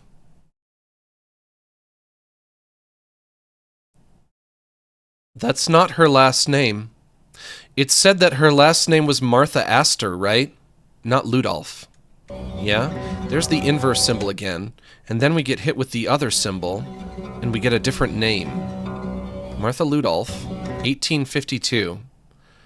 Why did there have to be 2 symbols? After I made a big deal out of there only being 1 symbol, then they had to introduce other symbol, making me look like an idiot. Mathis Ludolph, 1852 to 1897. And that's the symbol. That right there is the symbol of Marv Pias. Oakburn dies array, 1897, with a snake. ID card. The Pied Piper. There he is, yeah. That's him right there. That's the guy. The Pied Piper is here. We got him.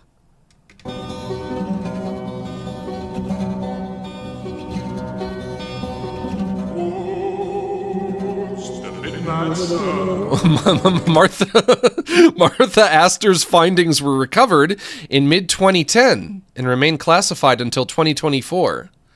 That was 2 years ago. Of course, I still think it was last year, because I still think it's 2025. I'm sure that I will realize that it is 2026, maybe around August. August, yes, that's when. Until then, I will not know. The material shows a direct connection between the detective and old Oakburn's flutist. Okay. Can we assume that Martha must have disappeared then? Martha disappears. They find her findings. I was going to say research, but findings works as well, yeah. They find her, not he, her findings. Think she's connected to the flutist.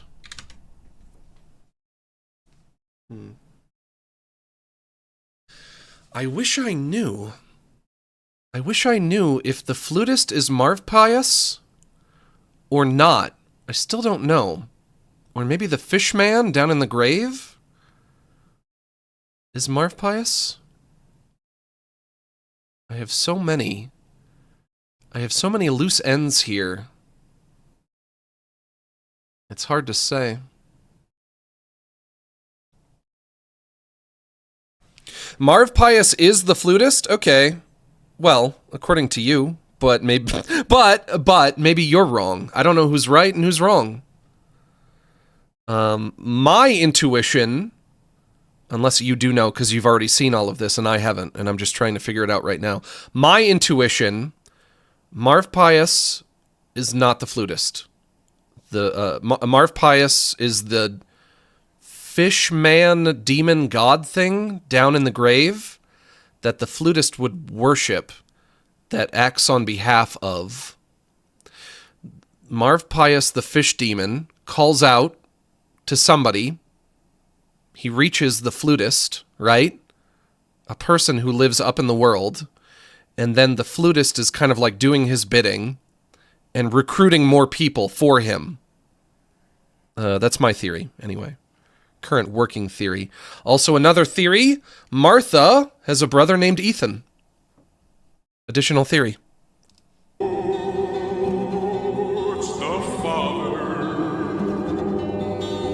While also creating doubt on Astor's true identity.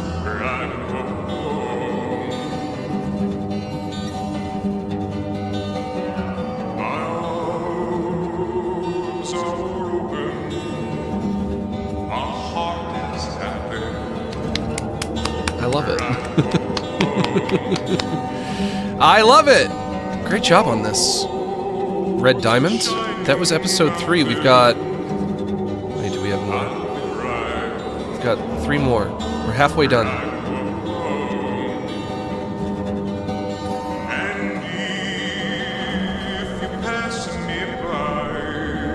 He passed me by. The search for old Oakburn's population continues.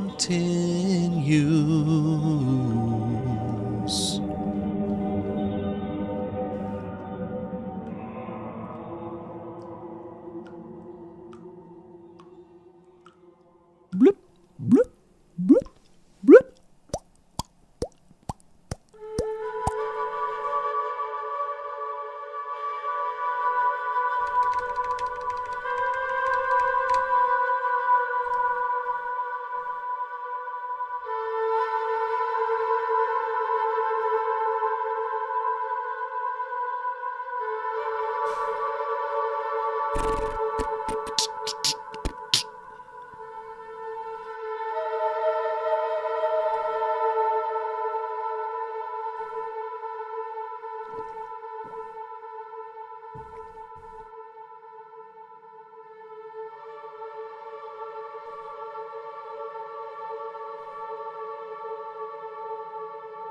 Chair? No. What do you wager? I might win him yet. If you give me your permission first, I'll lead him gently on the road I set. Thrones? They look like thrones. I'd sit in one of those chairs. If I had to take a load off. Sometimes you gotta take a load off and sit in a in a chair. You have to. You have no choice.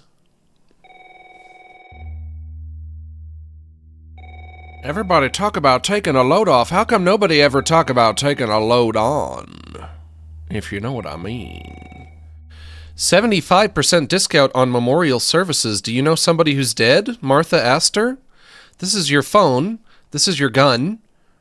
This is your rifle. This is your gun. This is for fighting. This is for fun.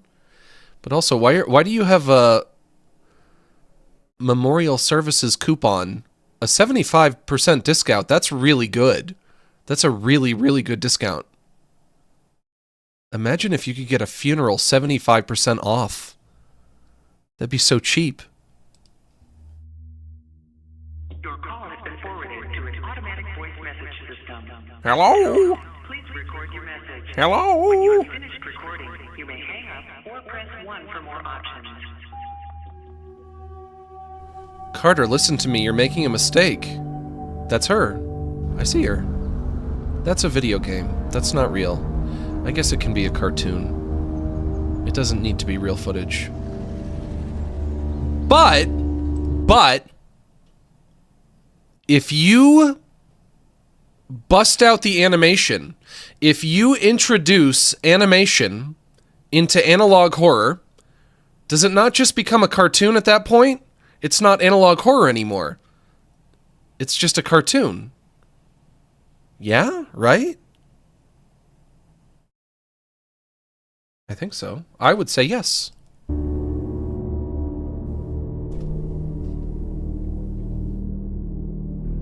Don't talk to me, don't turn away. I told you I'm working on it. For God's sake, Carter, answer the phone!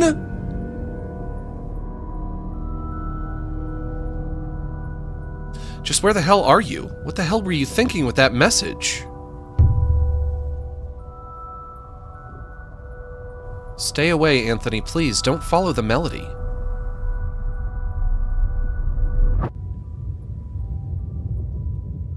The melody. Anthony, you have a new name, I guess.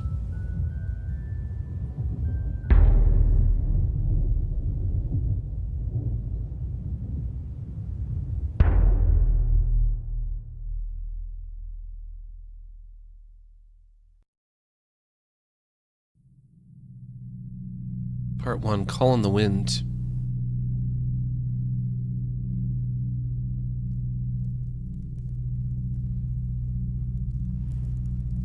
I know that candle.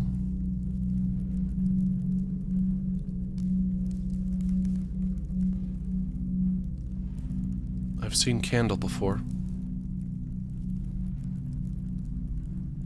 I'm deeply sorry for your loss, such a terrible thing. My deepest condolences, Carter. My thoughts are with you during this difficult time. And what an endless grief have their departures caused. I shall pray for you. I'll pray for us and all the lost. Where have you been, man? We often talk about you. We left your office intact, you know, for when you decide to come back. Time heals all wounds, Anthony. You ought to hold on tight.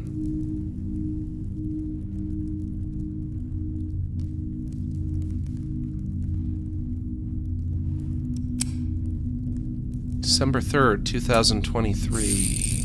Nope, just 2003. Don't know why I slipped the 20 in there. Time didn't heal a thing. Oh, that's so pretty. I wish I was there right now. All 1,043 residents of Old Oakburn disappeared overnight. We know. We're good on that, we know. As hope of ever finding them withered, the people built cenotaphs, stone memorials raised in the mountains. Another word I don't know, but you defined it. As their names disappeared from our conversations, another monolith is built in their memory. Today, there are 900 cenotaphs.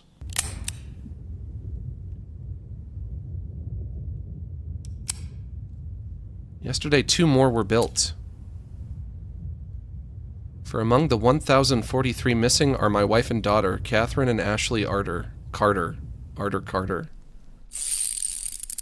As hope faded, people turned to their own illusions and conformity.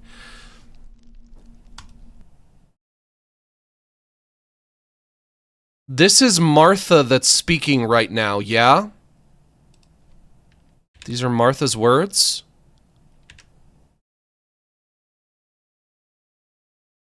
My wife and my daughter. No. Maybe? Martha? Has Martha in lesbian relationship with daughter? Potentially?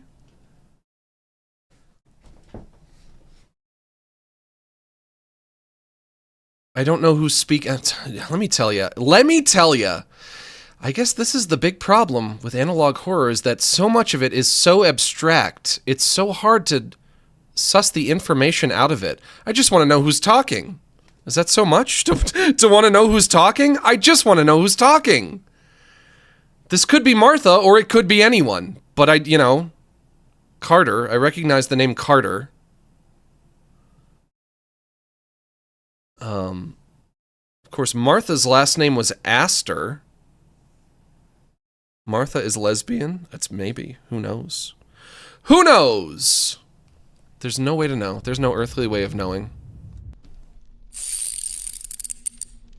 As hope faded, people turned to their own illusions and conformity. I have to write something down, but I don't even know what I have that's definite. They moved on, as we often do. But I can't conform. We all felt the wind shift uncannily that night. Well, speak for yourself. And we all dreamt of those symbols. Something took them, a call on the wind.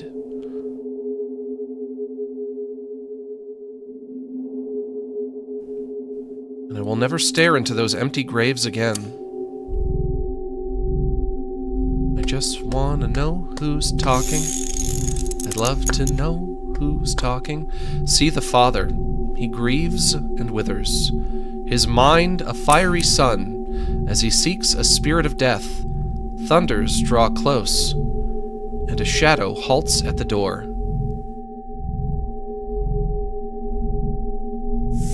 I'd love to know who's talking.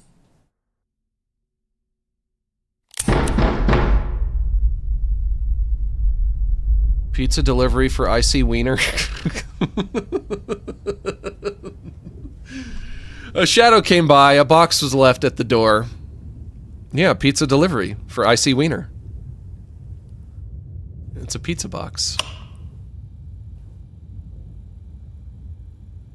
Inside, a tape and a letter with no signature.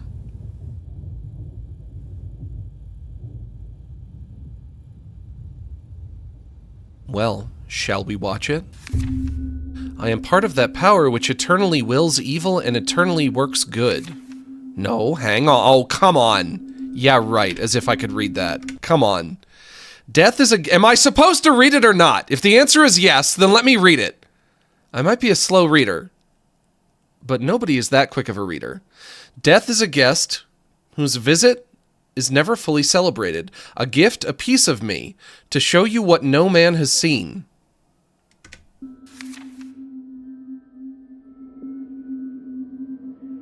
The same thing, yep. And the symbol.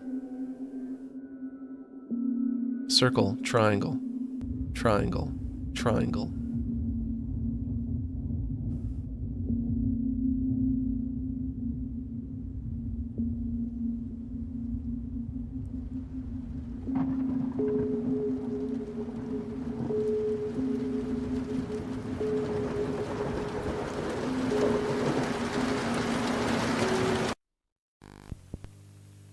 It's raining.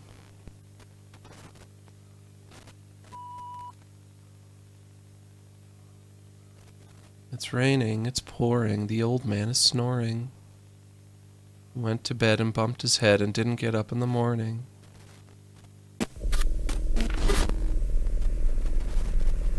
I joined too late for this, I don't know what's going on. I don't know if any of us really do. There's a grave with a fish god in it, I think. There's a fish man god. There's a guy who plays the flute and he's really creepy. That's about all we know.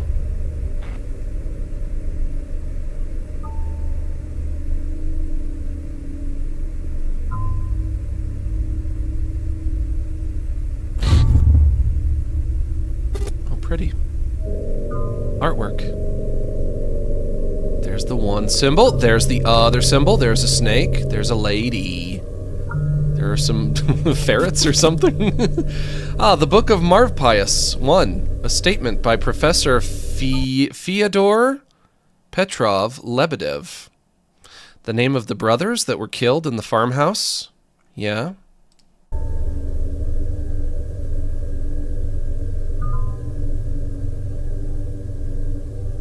A grieving parent is most conductive to cosmic forces. Conductive? And thus she bargained with the keen serpent, should her redeem her motherhood on the shores of the Weser River. Beep. Don't beep at me.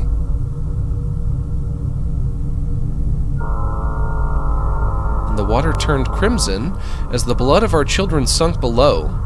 The covenant was fulfilled and raised were the object of our grief, the twins. Oliver and Jackson. Twins. I think, anyway. Yet the compact commands the sorcerer's willingness. Yet the what? What? Yet the compact commands the sorcerer's willingness. It's not even a sentence. Yet the compact commands the sorcerer's willingness. Do you mean contract instead of compact? The bargain commands veneration. Contrarily, the viper won't sink its teeth. Of course he won't. Symbols speak the language of our faiths. Of course they do. The circle. The cycle of the obsession. The cycle and the obsession. The triangle. Fire. Triangles go with other triangles. The inverted triangle. Water. The line. The bond.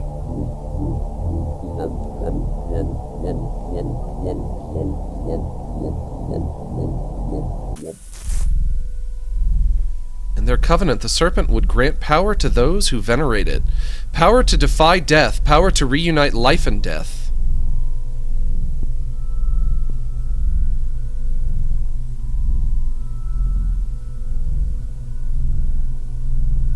One can only speculate about the sorcerer's mental state. But as for the Ludolf... Ludolf? Yeah? With all due respect, I wish to refrain from discussing her personal tragedies.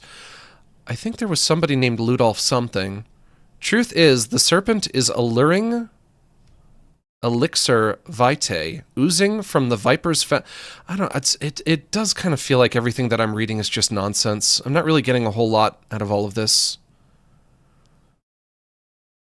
It's a combination of the fact that a lot of it is too poetically written, it's too poetically phrased, coupled with the fact that a lot of it is very esoteric. I don't know, I can only read so much of this dialogue before I'm like, yeah, okay. One can only speculate about the sorcerer's mental state. I don't know who the sorcerer is, or why we're speculating on his mental state in the first place.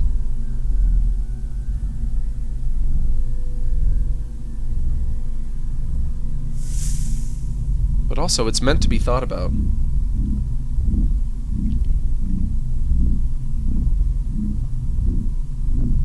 I think that certainly... She cries your name every night, the little one. Oh, she does. Come to the lake. Here my forces lie strong. Should you wish to dry her tears... The sigil is key. You know which one. That one.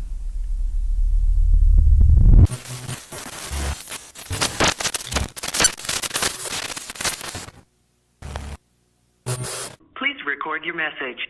When you have finished recording, you may hang up or press 1 for more options. Mikey, come pick your sister up at my house. Come, pick up your sister, Mikey! Martha. I'm tired. I know you try. We all know how good you are at finding people. But to me, your words just don't have any meaning anymore. Gotta eat the other half of this egg. You say you'll fix things, then look away and frown. Then with a cold stare, you return to the same old condolences. Is there really something inside you, behind that husk? I found the damn solution. Or maybe the solution found me. It doesn't matter. So don't worry about lying anymore.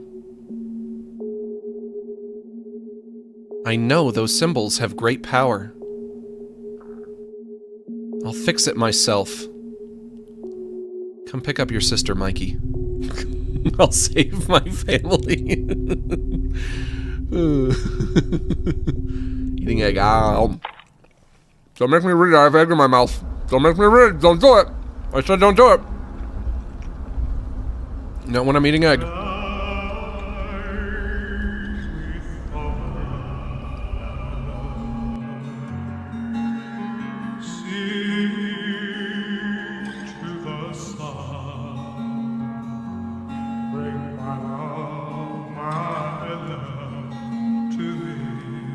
But also, I was about to say, certainly it is true that about a lot of analog horror, the appeal is that you get to try to figure, you get to piece the puzzle together yourself. You get to try to figure it out. You get to try to engage.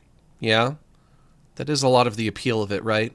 Once again, not media that you're meant to consume by spoon feeding. Media that you're meant to engage with. You don't consume it passively. You have to figure it out. You do. So if I can't enjoy it, that might mean that I'm an idiot. That might mean that I'm not smart enough for it. When you think about it.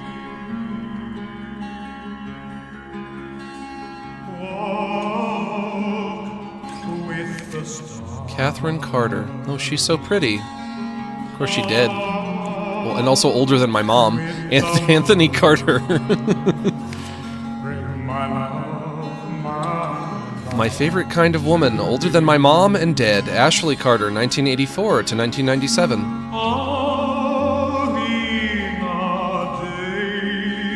Journey home had all the black stones turned. To him, a grimace in each. And a judging stare. The Carters. Damaged family photo, 1997. Can't see Dad. Also, nobody's smiling. Entire population disappears. By Hugh W. By huge win. Hugh W. Shut up. Okay, so... Is Anthony the dad? I haven't really gotten a whole lot out of this episode. Amongst the people who've gone missing, the wife and daughter? Yeah, daughter, Ashley. Who's that pretty girl in that spooky haunted mansion? The wife and daughter of... Was it Anthony Carter? Yeah.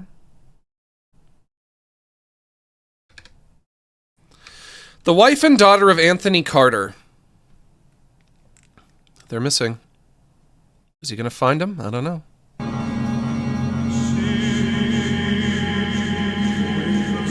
Catherine Carter, 38. Ashley Carter, 13.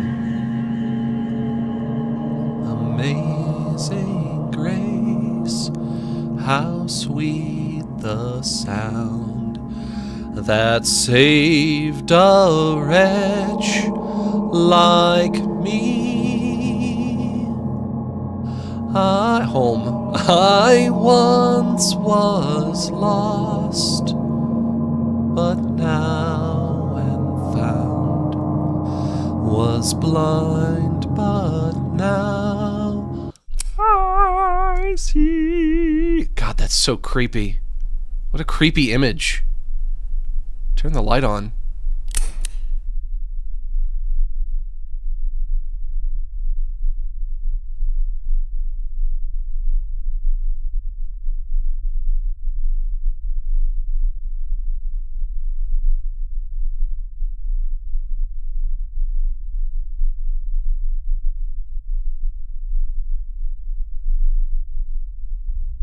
no. Oh no. No, no, no, no, no, no, no, no, no, no. Close that door. Close the door. Close that door. No, no, don't get closer.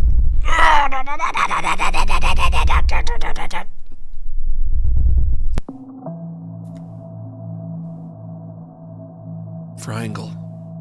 Ah, yes, the triangle.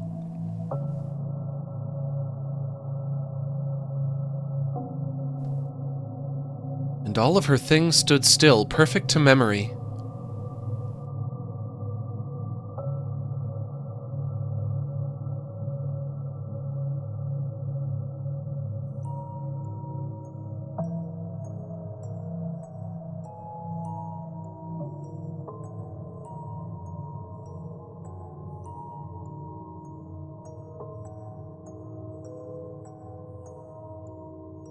The daughter's room. Ashley.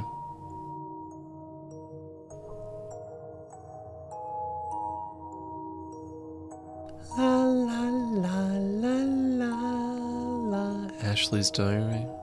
Well, I don't want to read that. That would be a major violation of her privacy. Certainly. I'm not going to read a 13-year-old girl's diary. What are you, nuts? Kindergarten baby, pocket full of gravy. Wrap you up in bubble gum. Cold and foggy morning. The wind blew softly as an outsider stumbled upon our gates. This is not what a 13-year-old would write in her diary. Hunched and cloaked, he came towards us, deeply injured. Nope. Nope, nope, nope, nope, nope. That's not what a 13-year-old would write. That's not how they write. Our people took him in, treated his nasty wounds, and offered him refuge. Wait a minute! Hang on. He is tall and thin, he towers over any crowd, and shines at the touch of the sun. From his dark cloak, he withdrew a flute. If I was writing this, I would try to make this sound like the words of a 13-year-old girl in the 1990s. This is not how they say. I was there. I was there. In the 1990s, I was there. This is not what 13-year-olds sounded like back then. But did I ever note who the flute man was staying with? Old Oakburn population vanishes. This is why I take the notes, you see? Old Oakburn population vanishes overnight. Man shows up, plays flute. Flute man plays flute. Plays flute man. Invites everyone to hear his magnum opus at the lake. The next day, everyone vanishes. Concert didn't go well. Okay. I didn't denote who specifically he was staying with. Could it be possible that the flute man was staying with the Carter family? Does that sound right?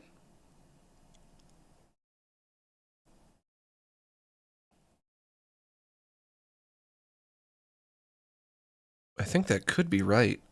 The problem is I don't want to write down anything unless I'm sure of it, because then it will just kind of be, well, I guess that's what we call poisoning the well, right?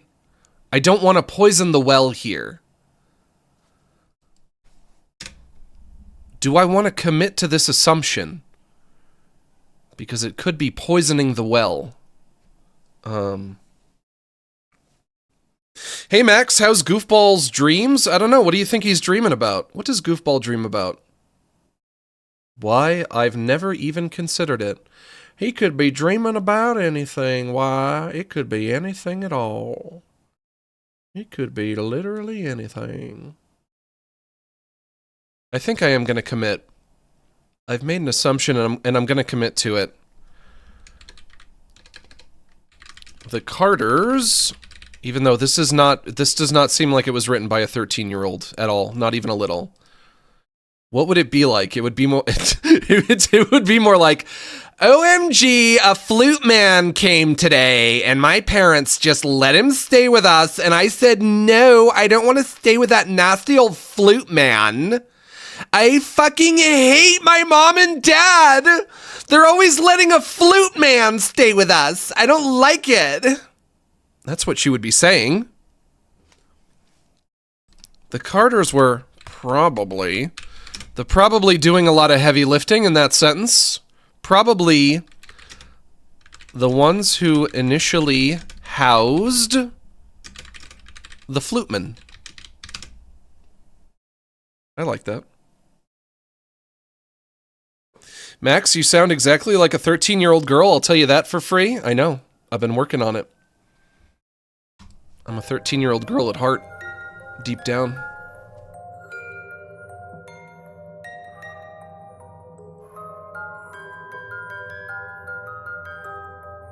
Wait, did I miss anything? Go back.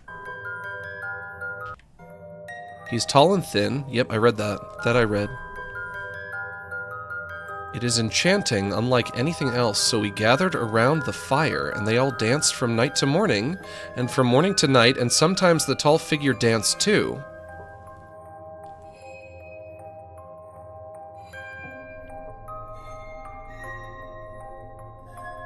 He stays here, he roams the night spreading melody through the avenues, soothing the ill, the children and all folks into a mighty peaceful sleep. In anxious nights, he calms my heart. Oh, wasn't that nice of him? Well, that's so nice. What a relief. I like the flute man. I like the flute man. Can anybody not like him? This morning, he insisted on accompanying me on a walk in the woods. No. Do not let the grown-ass flute man take your 13-year-old daughter into the woods. Don't do that. Don't do that! Are you nuts? These might be the worst parents ever. He said he wished to protect me from any hungry wolves. We were looking for the forget-me-nots and fireweeds and all the pretty flowers that blossomed around. Guys, would you let the flute man take your 13-year-old daughter into the woods? I wouldn't do that. I'd say no. You go with somebody else.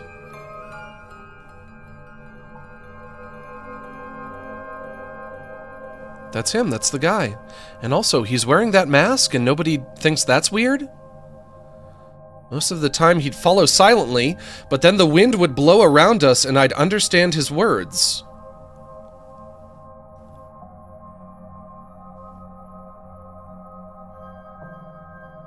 He says he was here a long time ago, that he saw some of the old houses being built when old Oakburn was not old. He led the people here, the settlement thrived, but then came times of wrath and all was consumed by a great fire. Okay. Flute man tells Ashley, daughter, he lived in Oakburn a long time ago. He leaves, he says he carries his loss to a very dark and gloomy place he wishes I would never see. But it was all done now, and the past could not be redeemed.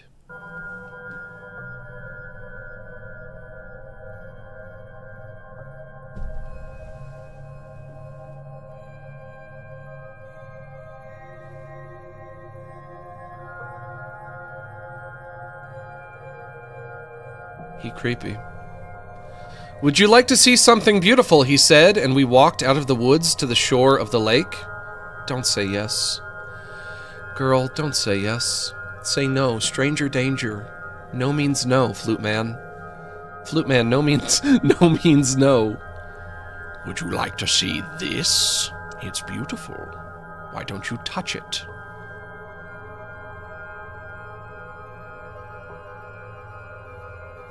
And on the lake swims a beautiful white swan, as in my dreams and the beautiful images that came from his flute.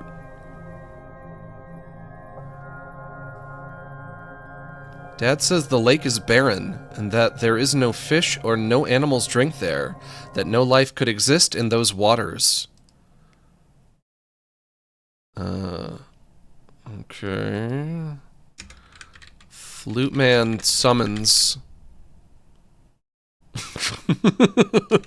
a big white swan as a magic trick to impress her? Question mark. Oh no. Oh no. I never thought the flute man would be a pervert. Oh, flute man, you're breaking my heart. The flute man has let me down. I didn't want him to be a pervert, not the flute man. I thought he was really nice and kind, and that he had everybody's best interest in mind. No such luck. Not anymore.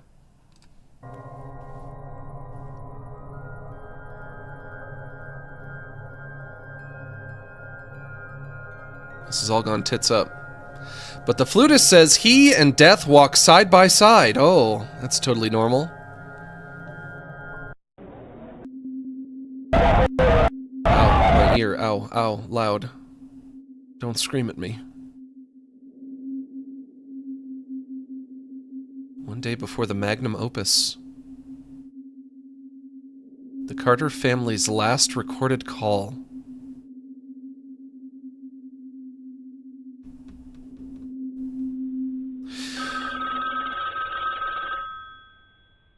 Shh, hang on.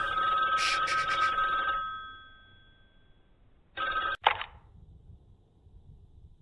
Hey, honey. How are things? How is Ash, the daughter? Anthony Carter, yep. Yeah, I'm fine. Just calling to say that I want a divorce. I won't actually be making it home tomorrow. There was an accident. One of our trainees messed up really bad today, and, well, I'll spare you the nasty details. He got crushed in the factory. Got pulled into the machine, flattened. They were really, really dumb with a rifle. No, haha, the dumbass is alive. Yeah, lucky. Whatever you do, don't let our daughter go into the woods with the flute man. No, of course they want me here to help them sort out this mess. Really, really sorry. Yeah. Yeah. Yeah. I don't know, until we get everything sorted out. Shouldn't take more than a week. Just don't let our daughter go into the woods with the flute man and everything will be fine. A week, yeah, it sucks, I know. I mean, how dumb would you have to be to let her go into the... Well, never mind. So how about you break the news to Ash and, tell her I'll pass by Miss Jane's shop and grab some of those... Shit, what was it she wanted? A gift for the flute man. Yeah, colored pencils. Those fine and expensive as shit colored pencils. Tell her Dad will bring some of those as an apology. And tell her I love her. You never let your daughter go with the flute man. It's parenting 101, baby. Well, gotta go. Take care, honey. I don't have kids, and even I know that. Miss you two very much. Love you. Bye. Honey, I let our daughter go into the woods with the flute man, and now she's dead. The flute man ate our daughter. I'm sorry. I wasn't thinking. Don't be mad. Promise you won't be mad. But our daughter's not coming back from the woods. The flute man ate her. The clock strikes 12.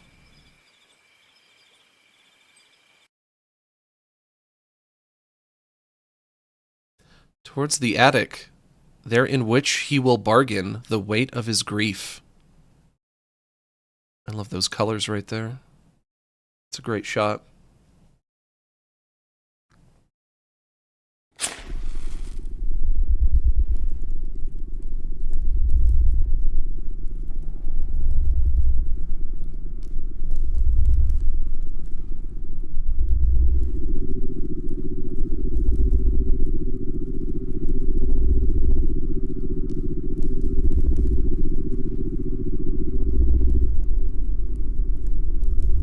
Symbol with the triangle.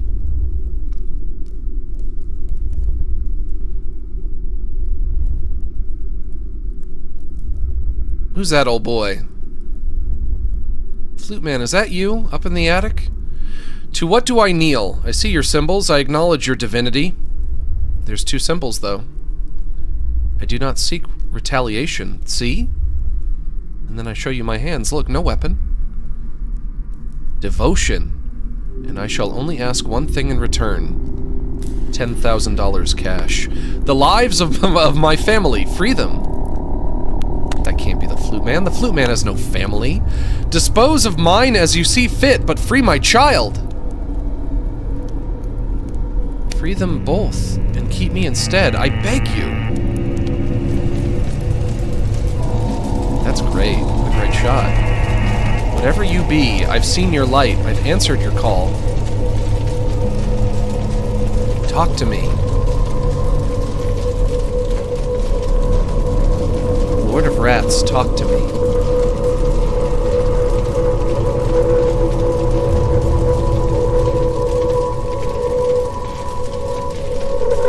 Lord of Rats. They call me the Rat Buster. Follow the melody. He's talking about the Rat Buster. Where are you, Anthony, whose anguish cries? That's got to be Anthony, right? That was him. That was the father. Anthony Carter. Drew towards me with all of your force?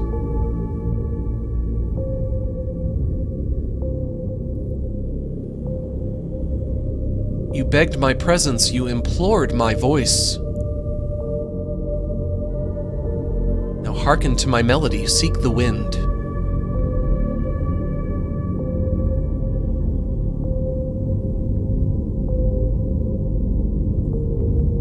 Impart your wail unto me. Once so prosperous in your love, would you like to rejoin them?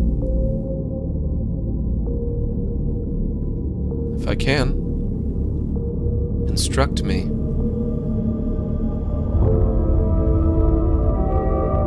Bro, you waited a whole hour just to find out Martha was lesbian? I did. The exit shall remain sealed until our unification. For ghosts and conjurers, the same laws appertain. The same way they enter in, they must go out. What? But I beg you. How should they be of any use? She was only, I have use in you.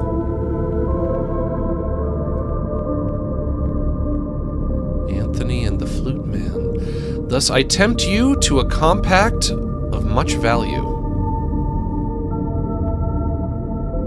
How? You'll join them. May you rest united in their slumber beneath these waters.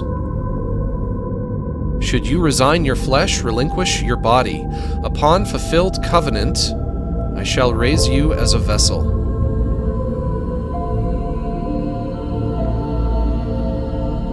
Is it just me, or is everything tilting? Is that hesitancy? You failed as their protector once. Ouch! I now offer you the faculty to redeem your fatherhood. Ouch! You sought a spirit of death, and I have come. Unite or persist in your own misery. Okay, well, first of all, stop tilting everything. Stop Dutch angling everything. And let me think. I accept.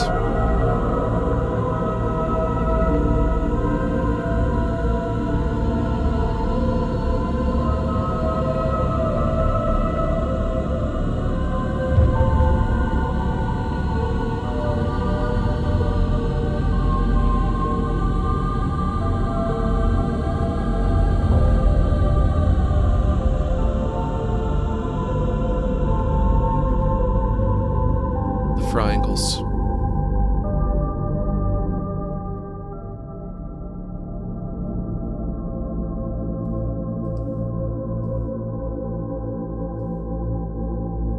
No way I could read that. Way too blurry. Reading that not happening.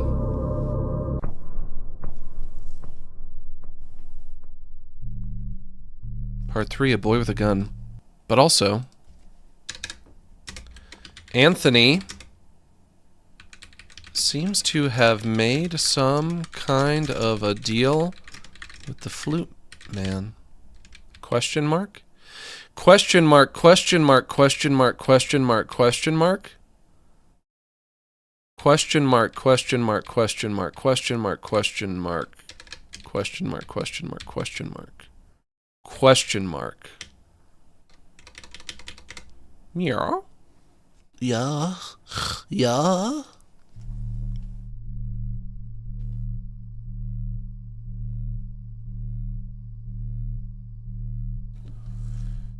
Max should talk 1 time slower for the next 30 minutes?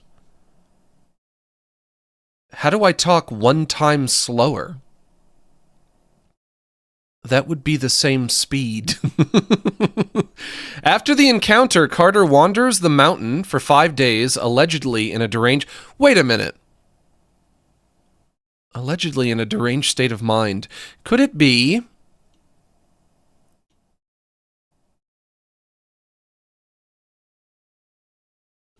25 miles away, murder at the old Lebeter farm.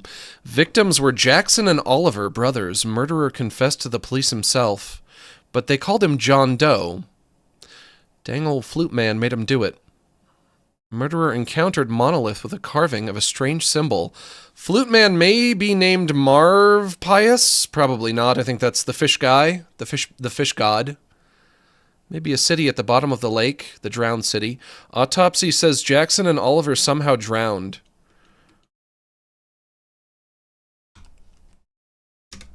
Anthony was probably the guy who killed Jackson and Oliver earlier. I guess we have our culprit. I think, anyway. The fish did it? I don't know about that, fam. I don't think the fish can do anything. It's just a dead fish. It's literally dead. Lying in a grave. Hello, Maxwell. I still enjoy the thought of your existence. Or so you think now. But just the thought. Just the thought of my existence. Not my actual... It's more theoretical. It's a hypothetical in nature. My actual existence? No, definitely not. But the thought of it, now that's not bad. That one is okay. That's fine. But not the actual existence part.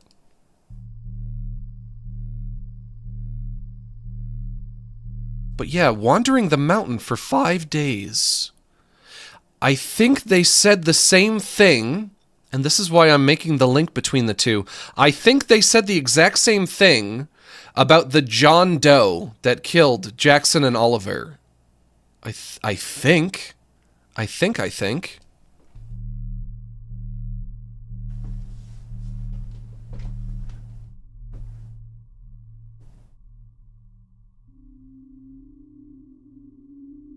Meanwhile... Yep, that's the house right there. That's the same house. That's their house. The Lebeter farm. Carter comes across the Lebedev residence. Sometimes Lebedev, sometimes Lebeder, sometimes Lebeda. Lebedev, Lebeder, life goes on. Brah.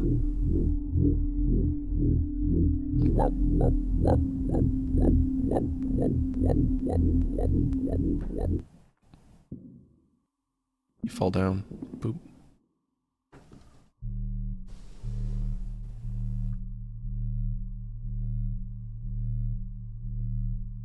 Get your ass up, son. You got work to do.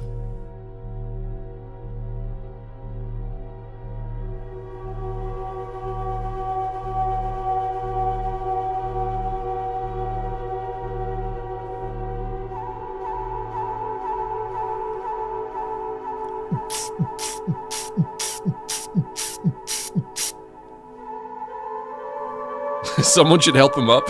Shut up. Is this still part 3? No, we're on video 4. This is the 4th video. Someone should help him up. No. No, the caller confessed to murder.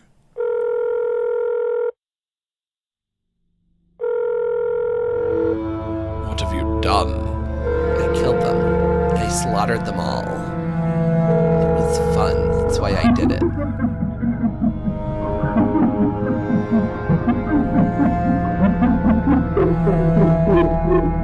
So damn funny. Isn't it Lebedur sometimes? That says Lebedev as well.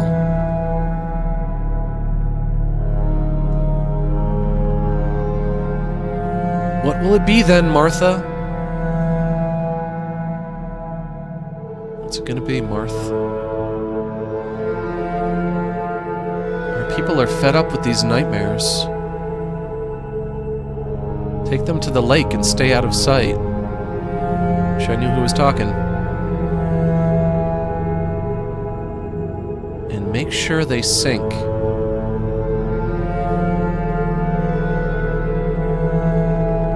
Just give me a few minutes. Carter is emptied. I do wish the video wasn't quite so laggy. No, this is not Carter, not anymore. It's got like a stutteriness to it.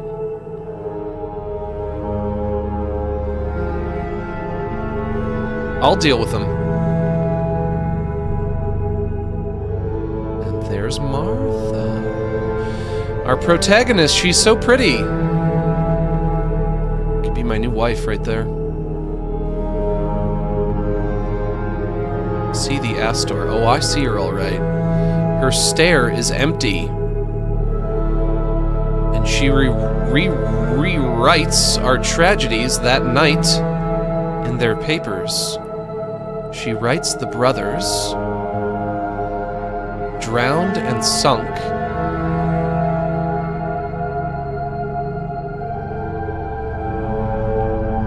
That night, in her condolences, she says Anthony Carter laid face down in blood, with 5 bullets in his chamber and another in his head. She lies because no lamb shall fear any wolves, for all the wolves have drowned. That's a relief. But in truth, only one wolf drowned, didn't it, Martha? Oh, that's not a relief, then. We have overstayed our welcome. You can say that again. Our only path for redemption is our destruction.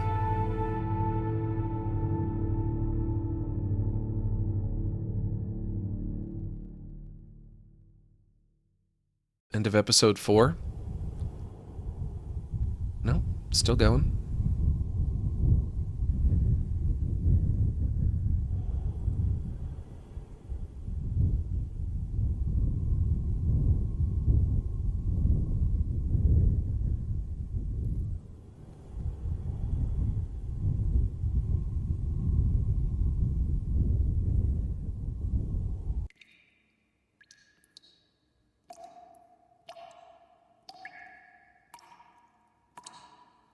Bloop, bloop, bloop, bloop.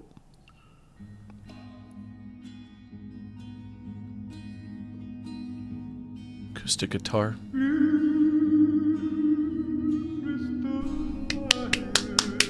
Good job. Good job, I love it. What did I get from that? What did I get from that other than what I wrote down? Amongst the people who have gone missing, the wife and daughter of Anthony Carter. The Carters were probably the ones who initially housed the Flute Man. Flute Man tells Ashley, the daughter, he lived in Oakburn a long time ago. Do not let your Flute Man be alone with the daughter. Don't do it. Big mistake. Thank you for watching and supporting Oakburn Opus. All my videos are produced independently by me, so I sincerely appreciate your patience and trust in the series. Hopefully the story of Oakburn Opus will continue. He lived in Oakburn a long time ago. Flute Man summons a big white swan as a magic trick to impress her. Creepy. Don't do that. She's 13. Anthony seems to have made some kind of a deal with the Flute Man. Anthony was probably the guy who killed Jackson and Oliver earlier. That was very illuminating.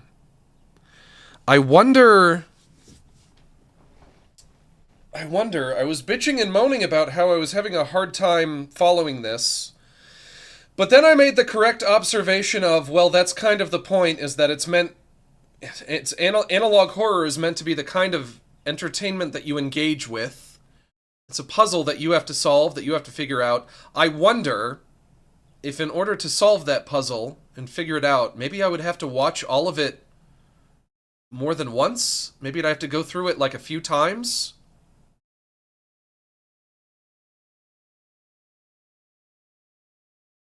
But I do love in any kind of piece of fiction when you learn something that makes something that you knew earlier make more sense. Like over the course of that, that was episode 4, right? Over the course of episode 4, I got a lot that made episode 2, and episode 1, episodes 1 and 2, make a lot more sense. We now know that the Carter family, Anthony Carter, ice cream truck going by. Anthony Carter, husband, name of Anthony, daughter, name of Ashley, mother, name of I do not remember. Apparently they had way more to do with this than I realized. As I was going through episodes 1 and 2, I went through episodes 1 and 2 not even knowing who the Carters were, and apparently they were at the epicenter, which is just another way of saying center, maybe? They were at the epicenter of everything that happened in episodes 1 and 2, and I like that.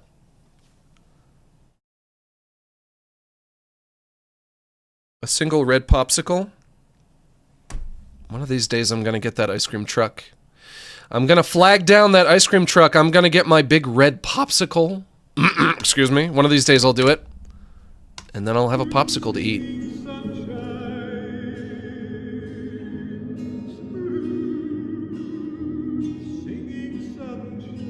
Amazing grace, how sweet the sound that saved a wretch like me. I once was lost, but now am found.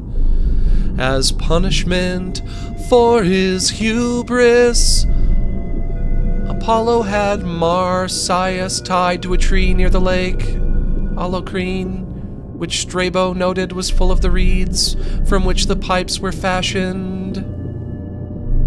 Marsyas kind of sounds like Marvius, or whatever it was.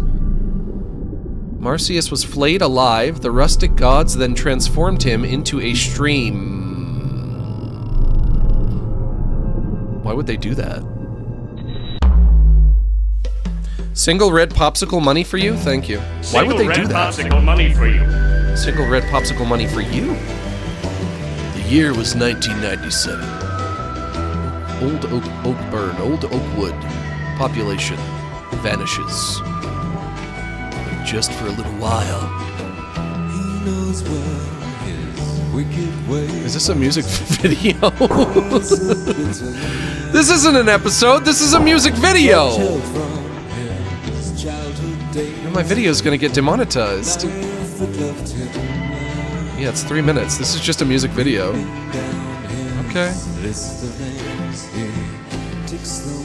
One by one. He wrote a song all about his analog horror series. Good for him.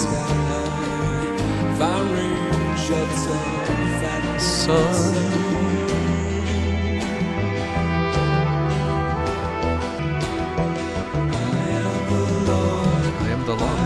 Man, I am the king.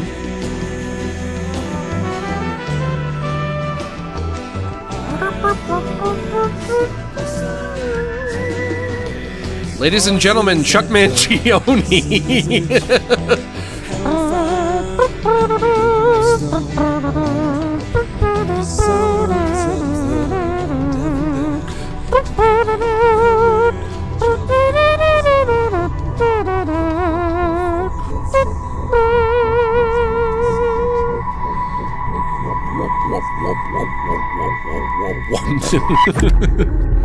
I hope I wasn't supposed to learn anything from that. Was that just like a little flavor that they wanted to add? We just wanted to do a music video as well. You're not supposed to get any new information from it. One more. Of course, if that was the 5th video. This one, I guess when I'm done with this, we can wrap it up. I didn't expect one of them to take me nearly 3 hours. But we can just do one today. I guess that'll be fine. Of course, in the thumbnail of the video, I had Dexter the Dog, and we didn't get to watch Dexter the Dog because it was in Spanish. But I guess that's probably fine. It's okay, it's fine. The Oakburn Lies and Oakburn Opus Part 4. And Part 5 is the finale. And we just watched Part 4. Patreon page now available. I'm not gonna give you any of my money. You should be broke. We should be watching these videos about the amazing digital circus. People who make things for the internet should be broke. They shouldn't make any money. Where's the 6? Give us the number. No, give us... No! No! It's not out yet! That was a trailer? I guess we're done now. There are 6 videos. It says 1 of unavailable video hidden. There was a hidden video? There's a hidden video. There's a video I don't get to see. I wonder... I guess the 5th episode is going to be the last one. Yeah? The hidden video, could that have been episode 4? But there are 6 videos in the playlist.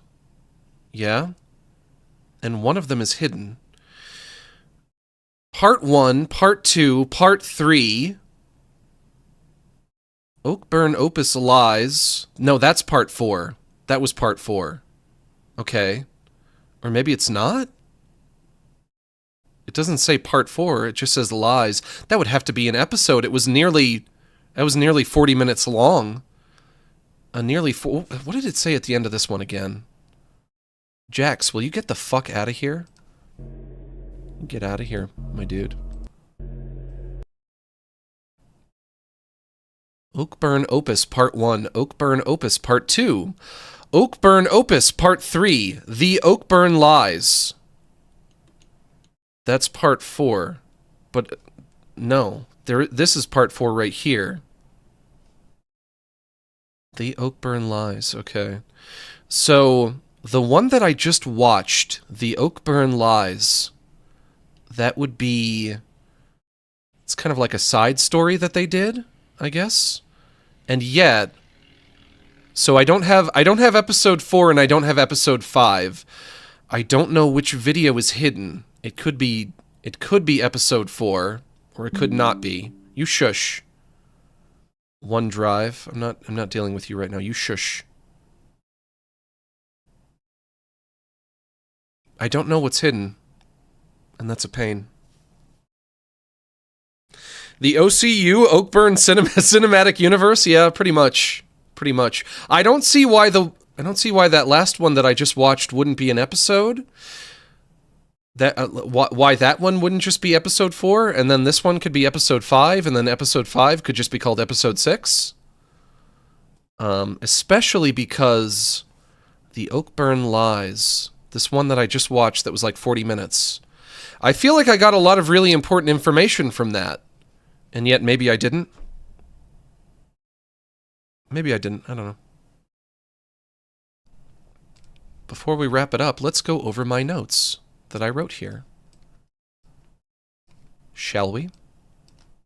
I think we shall. Oakburn Opus, 1997. Old Oakburn population vanishes overnight. Man shows up, plays flute. Flute man invites everyone to hear his magnum opus at the lake. That's where we get the title. That's where we get the name. The next day, everyone vanishes. Concert didn't go well. 25 miles away, murder at the old Lebeder farm. Lebeder or Lebever? No, Lebedev. Lebedev. The old Lebedev farm. Victims were Jackson and Oliver, brothers. Murderer confessed to the police himself. Dang old flute man. dang old flute man made us. I'm telling you, the dang old flute man made me do it. Murderer encountered monolith with a carving of a strange symbol. Flute man may be named Marv Pias. I don't think that's right. That I don't think is right. But also, I never really got too much of a confirmation either way. Maybe a city at the bottom of the lake, the drowned city. Autopsy says Jackson and Oliver drowned somehow. 2002, investigation begins. Martha returns. Martha grew up in Oakburn, but then moved to the city 25 miles away. Marv Pias might not be the flute man.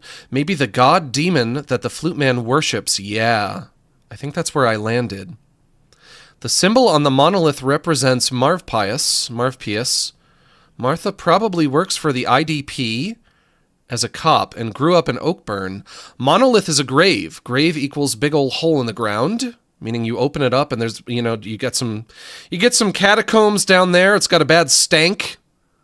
It smells awful. Martha knew someone named Ethan. I never did get to learn who Ethan was. Martha finds a book. Her name is in it. I remember that, but I didn't write that down. Her name is in it. In the grave. Martha finds a fishman. The fishman might be Marv Pias. That's what I think. That's what I believe to be correct. Martha disappears. They find her findings. They find her research. Think she's connected to the flutist somehow. And then episode 4, even though it wasn't really episode 4, a side story. Amongst the people who have gone missing, the wife and daughter of Anthony Carter. The Carters were probably the ones who initially housed the fluteman. Fluteman tells Ashley, daughter, he lived in Oakburn a long time ago. Fluteman summons a big white swan as a magic trick to impress her. Anthony seems to have made some kind of deal with the fluteman. Anthony was probably the guy who killed Jackson and Oliver earlier.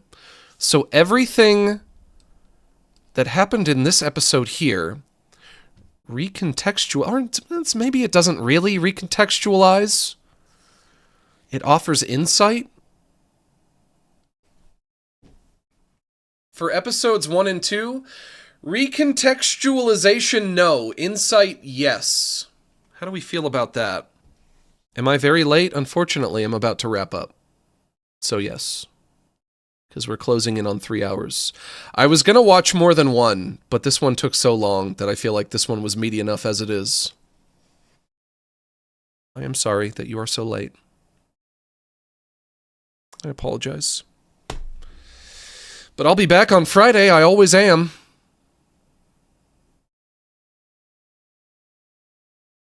I like it. I liked this one a lot. That was not bad. I did not dislike that. It was creepy. It had a good aesthetic to it. Maybe a little light on the creepy, but the aesthetic, I would say, makes up for it. Maybe more suspenseful than scary. Rotten Bread 26, thank you for the super chat. You did not attach a message to it, but you didn't have to. We have an unspoken bond, you and I. We don't need words, we just need that emoji with the sunglasses. I think that encapsulates our relationship pretty well. The sunglasses emoji. But yeah, I liked that. I really did. I liked that a lot.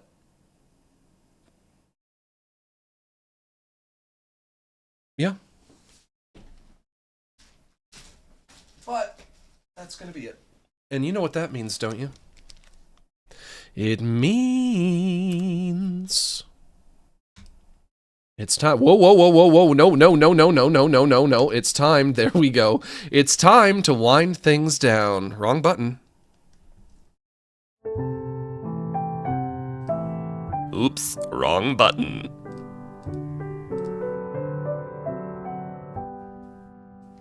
We had a few good laughs, my friends, made a few memories,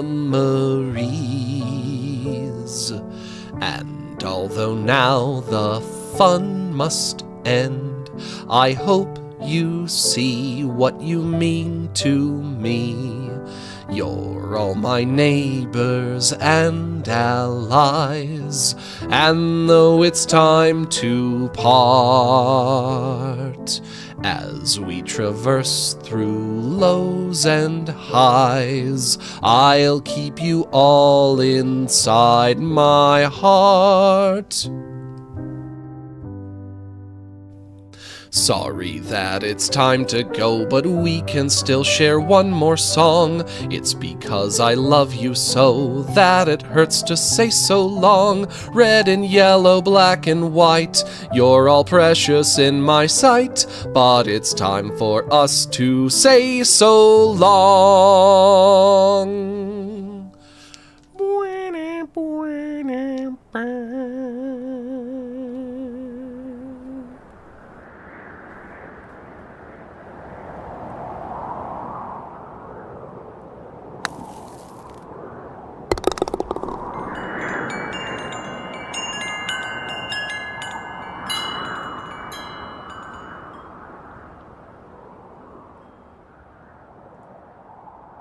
Okay. Now the question is, apparently court found, there is a translation of Dexter the Dog. Do I want to do another batch of this next week, maybe next Wednesday, and then I can watch Gemini Home Entertainment, and then I can watch Dexter the Dog? Do I want to do that, or do I just want to have this be a one-off and just kind of remain something that I do once in a great while? Like maybe once or twice a year at most? Or do I want to keep this train rolling? I could keep the train rolling. I don't know. Gemini Home Entertainment, is that a good one? Is it a good one? You'll have to tell me. You'll have to let me know. I have no idea. But I'm gonna get out of your hair, because I have stuff to do. I'd like to take a moment to encourage you all to consider joining my Patreon, which now has over 10 years of updates. For just $5 a month, you can get access to useful resources for artists and animators such as source files, presets, and tutorials, and the link is in the description below. And if you're not interested in the art stuff, but you'd still like to support what I do, you can become a channel member right here on YouTube and get access to exclusive emotes in the chat. That's going to be it for me, folks. I'll see you on Friday for more Dandy's World, and thanks to everyone who joined us for the stream. Thank you so much for inviting me into your home and allowing me to spend the afternoon with you. It's been an honor and a privilege, and remember, I am close personal friends with each and every one of you. So long.